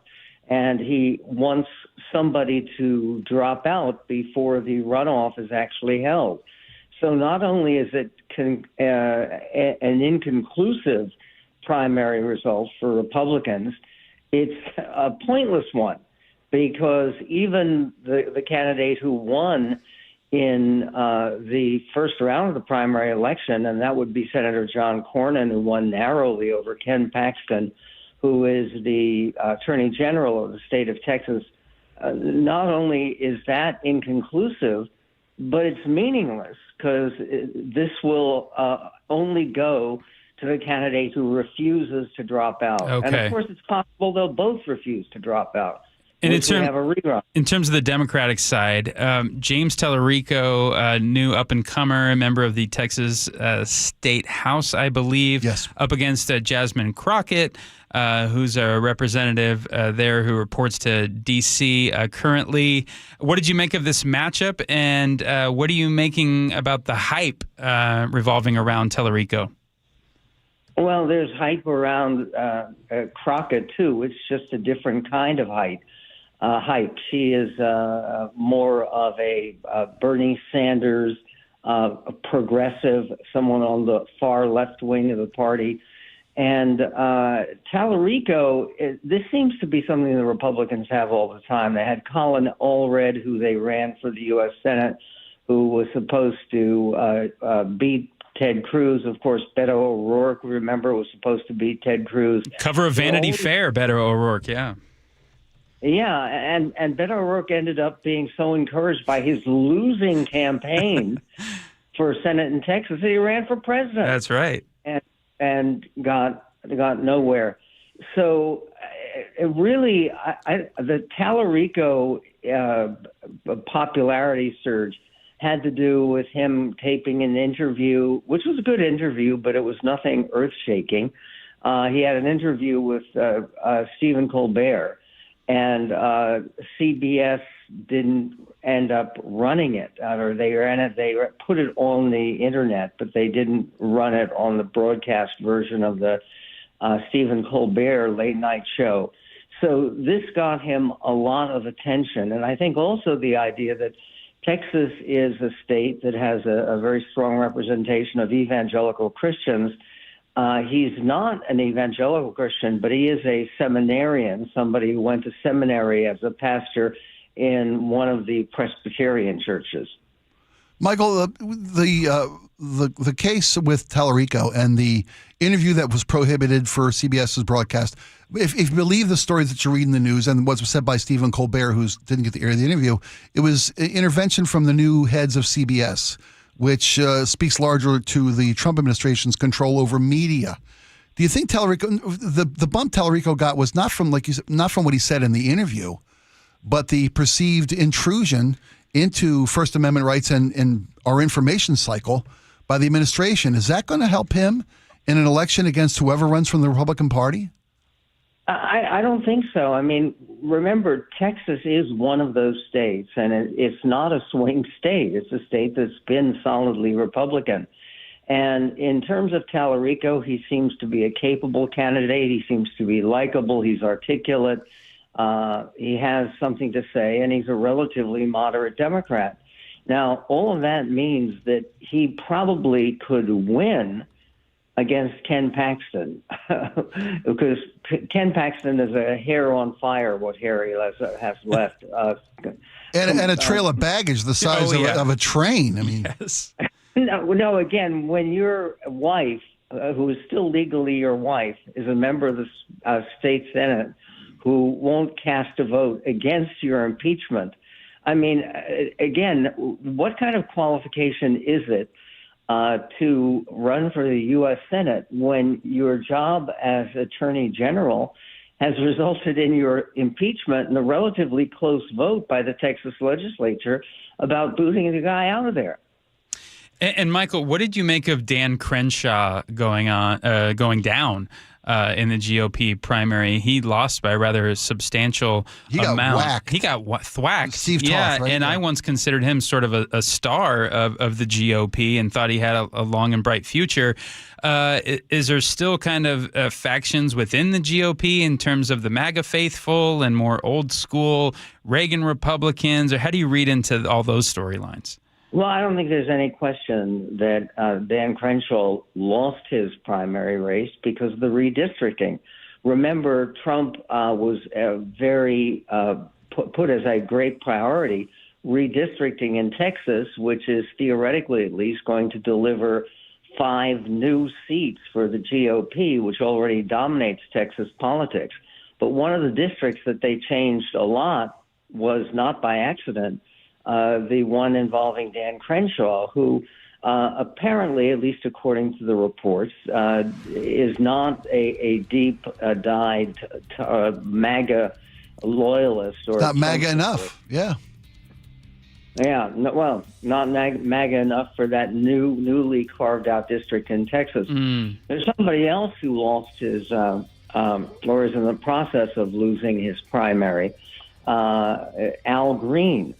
Who gets a lot of publicity. Is he the every guy year. who always tries to impeach Trump on the House floor and shouts out? He was the sign on the House floor to the State of the Union. Right. That blacks are not apes. That's right. And he's also, I mean, he's a guy with a cane and with a passion for trying to impeach Donald Trump. Well, he's not going to be back. And again, what happened is he is a very, very partisan Democrat, and his new district, which was carved out for him, is now a GOP safe seat. So that forced him to run in a different district where a runoff looks like it could send him into retirement. He's 78 years old. He's running against. Yeah, he's a spring chicken in today's politics. Yeah, let's not let age become a factor, because as you're showing us. Well, Michael Medved, thanks so much. We got to go to break. Appreciate you making the time. Thank you for your insight analysis. People can find out more at michaelmedved.com. Also, subscribe to Michael Medved Official on YouTube for his latest interviews, insights, commentaries, analysis, and more. Have a great evening, my friend. Talk to you soon. It's Greg Tallman and Spike O'Neill in on the John Curley Show. We'll be right back after these, but first, let's send it on over to Nate Connors at the Real-Time Traffic Desk. Sure thing. Washington State Lottery has our update. Seattle to Everett, 45 minutes. You're slow from Shoreline through Linwood. Bellevue to Everett, 55. It's slow from mid-Bellevue into Bothell, really thick through Kirkland. Linwood to Seattle will take you 35 minutes. Still a little crowding in Linwood to get through, and you're packed at 85th to I-90. North 5, jam-packed from the Michigan Curve across the Ship Canal Bridge. Plan on 40 minutes to get through downtown. Our on-ramp from Columbian Way to South 5 remains fully blocked. Bellevue to Renton, 35 minutes. It's heavy at Northeast 60th and Kirkland to Coal Creek Parkway. From there, things begin to thin out. Renton to Puyallup, 35 minutes. You're heavy through Kent, again between State Route 18 into Sumner, and westbound 16 at Mullenix Road. We're still dealing with a crash taking up that left lane. That bumper-to-bumper backup now stretches back to the 302 interchange, close to a 4-mile backup. Play the $15 St. Patty's Day raffle ticket from Washington's Lottery with a $1 million grand prize and only 250,000 tickets available. Get yours before they're gone. KIRO Newsradio Real-Time Traffic. I'm Nate Connors. Jackson Hewitt knows taxes are complicated, and with multiple jobs and tax forms, they're like Sonata complicated. Our no surprise pricing keeps things simple. Jackson Hewitt does your taxes for only $149 or less. And since we know all the new tax codes, you could get thousands back. So what are you waiting for? Hurry. File with Jackson Hewitt today for only $149 or less, guaranteed. Limited time offer for new clients on federal returns. Participating locations only. Terms at jacksonhewitt.com/149. You still thinking job change in the new year? Yeah, I need something that's in high demand and more stable in this economy. IT? Yeah, cybersecurity, maybe even AI. That's what I did. Really? How? Went to My Computer Career. You don't need any prior experience, and you could start your new career in a matter of months. A lot of IT pros go to school there, too, to level up. Sweet. Are classes online or on campus? Both. Wow, I'll check it out. Thanks. Make this your year. Take the free career evaluation now at mycomputercareer.edu, an Elite CompTIA certification partner. Financial aid is available to those who qualify, including VA benefits. The stock market was on fire in 2025 due to AI and tech stocks. Now is the time to set a strategy for 2026. It's a good opportunity to lock in those gains and invest into a stable platform. With $8 trillion in cash sitting on the sidelines, investors are either scared or unsure where to go. Hi, I'm Scott Rirucka, CEO of Legacy Group Capital in Bellevue. Legacy Group Capital develops local real estate, lends money, and shares the profits with our investors. Diversify with Legacy Group Capital. Invest into our Northwest Fund, which is currently delivering 9% on a fixed rate term. It's our flagship fund for 19 years with zero investor losses. And yes, we do accept IRAs. Find out why 1,300 local investors have invested over $350 million. Legacy Group Capital at legacyg.com. This is not investment advice. Investments available to accredited investors only. Details at legacyg.com. Every season is a little bit different here in Washington, but I'll tell you what, the amount of rain never seems to change in the winter, and we have sure gotten a ton of it this season.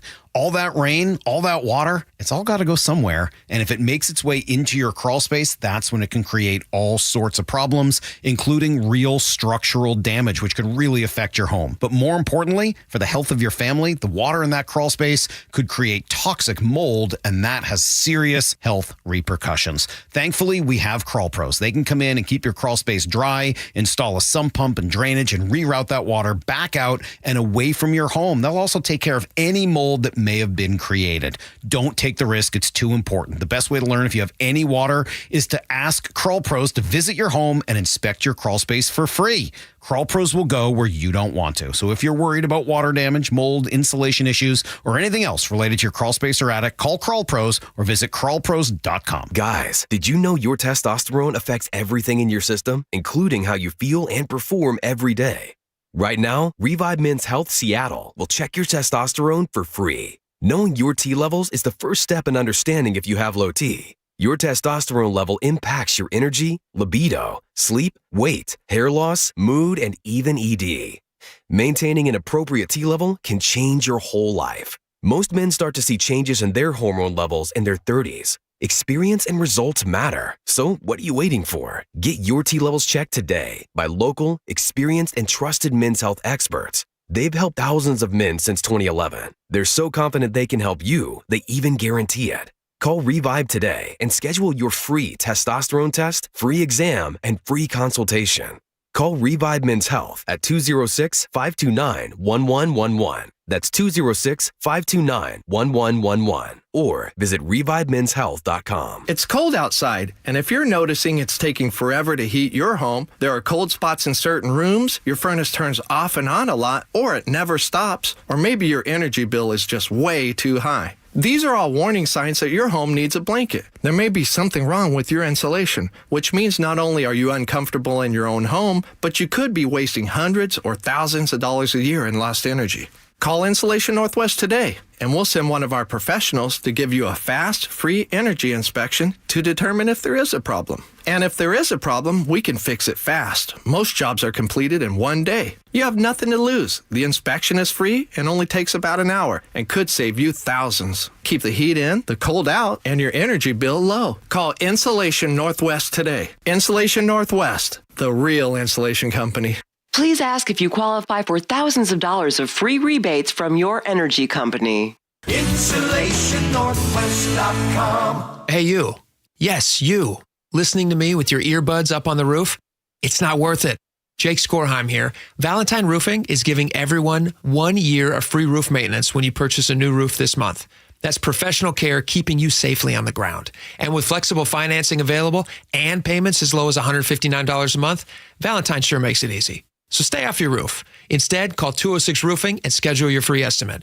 Then reserve your spot on their spring schedule. Call 206 Roofing today. Your new home for Tesla, EV, and hybrid maintenance is A&M Auto Repair in Bellevue with dealer-level diagnostics, electrical, mechanical, and suspension repairs. Find A&M Auto Repair in Bellevue online at myevpros.com or 425-96-EV-FIX. The John Curley Show mailbag is brought to you by Advanced Hair Restoration.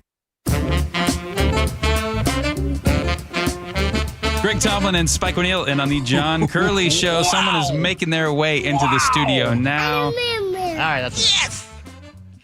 Oh, that's it. Okay. Yeah, we have two topics today, Iran and not Iran. Let's start with Iran. Debbie from Seattle, talk to any Korean War veteran and they will tell you what it means to not be called a war when you are fighting and dying. Our Korean quote-unquote conflict veterans do not qualify for wartime benefits. Is that true? I'm going to double check that because if that's the case, then what we call it does definitely matter. Jared in Silverdale says, come on, boys. It's the first non-classified sinking of a ship by torpedoes since World War II. Oh, gosh. So Jared's saying we've been taking out ships left, right, and center, but it's classified. I see. Technicality police. Jared reporting. Andrew in the 509. Spike, John's AED paddles should be right next to your chair. Clear? We use those a lot. Oh, okay. Yeah, okay. Let's see. I'm not reading that one. I'm sorry. That's wow. I'm sorry, Nuzzy. I love that you contribute to the show. Yeah. I like my job. I'm not reading that on air, but I think I agree with you 1,000%. 1,000%. Now I'm intrigued. That's why I'm not reading it on air. Dinah Everett says, the war should have been approved by Congress. Then people deserve to know what the heck's going on. I don't believe there are any emergencies such that we needed to start a war. And now it's time for the letter of the day. You good, sir. Paul and Sammamish, no more vacations for John until the Epstein files are released in their entirety. Here. Also, could someone please let Donald Trump and Benjamin Netanyahu know that Curley is on the verge of developing a nuclear weapon? Paul. Is that what he's doing out in the Boone? Please. Boonies? I don't believe this. The AI walls have ears. What a pleasure it's been. Thank you, Andrew, Nate, Joe, and especially you, Spike. When I learned that I'm going to be co-hosting with you, I get that Chris Matthews thrill at my leg because you make it so easy. Wait, Nobody remembers that clip from like 2008? I'm calling HR right now. Okay. It's been a ball. Matthews is still not on the air anymore. Maybe there's a correlation there. Reason. All right, KIRO Radio, thanks for listening. Let's send it on over to Nate Connors at the Real-Time Traffic Desk. Thanks, Greg. EQC has this one. Seattle to Everett, 45 minutes. Bellevue to Everett still at 55. Linwood to Seattle will take you a half hour. Heavy volumes from 85th to I-90. North 5 still jams up approaching the West Seattle Bridge to the Ship Canal, 35 minutes from bridge to bridge. Bellevue to Renton at 35 minutes. Renton to Puyallup will take you a half hour on the Valley Freeway. And both directions of I-5 right now crowded between State Route 18 and the Fife Curve. Get ready for a night of hard-hitting MMA excitement with WFC 190, April 25th at the Emerald Queen Casino. Emerald Queen Casino, the entertainment capital of the Northwest. KIRO Newsradio, real-time traffic. I'm Nate Connors. Hey, it's John Curley with Dr. Kopstein from K2 Vision RLE. Doc, I heard that 50% of Americans have their lenses replaced by the time they're 75. That's exactly right, John. As we near 50, our eye's natural lens starts to become dysfunctional. If you've now added readers to your need for glasses and contacts, it's a sign the quality and function of your natural lens is fading, and it's a steady decline towards cataracts. Don't go another 20 plus years with poor vision, hassling with contacts and readers. Do what I did. Choose a quick, painless refractive lens exchange from K2 Vision RLE and start enjoying great vision now. Our new lens technology is truly amazing. After replacing over 100,000 lenses, we have the experience to guide each patient to their best solution, even if that's recommending you wait a little while before RLE. K2 Vision RLE can restore distance and near vision permanently, plus never develop a cataract. Read the reviews and schedule a free Zoom consultation now at k2visionrle.com. Welcome to this week's Puget Sound Express Whale Report. It's gray whale season in the Salish Sea when migrating gray whales make a pit stop in Puget Sound to feed before resuming their journey to Alaska. The team from Puget Sound Express report that there are 9 grays currently in the area, including some new unidentified grays that naturalists are eager to learn more about.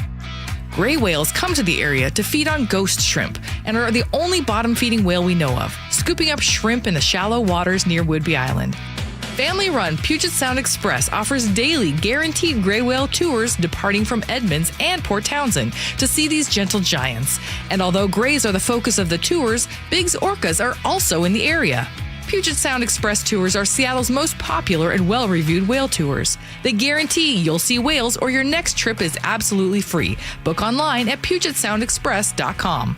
Schedule your tour today at PugetSoundExpress.com. Have something to say? We'd love to hear it. Text KIRO News Radio at 888-973-KIRO.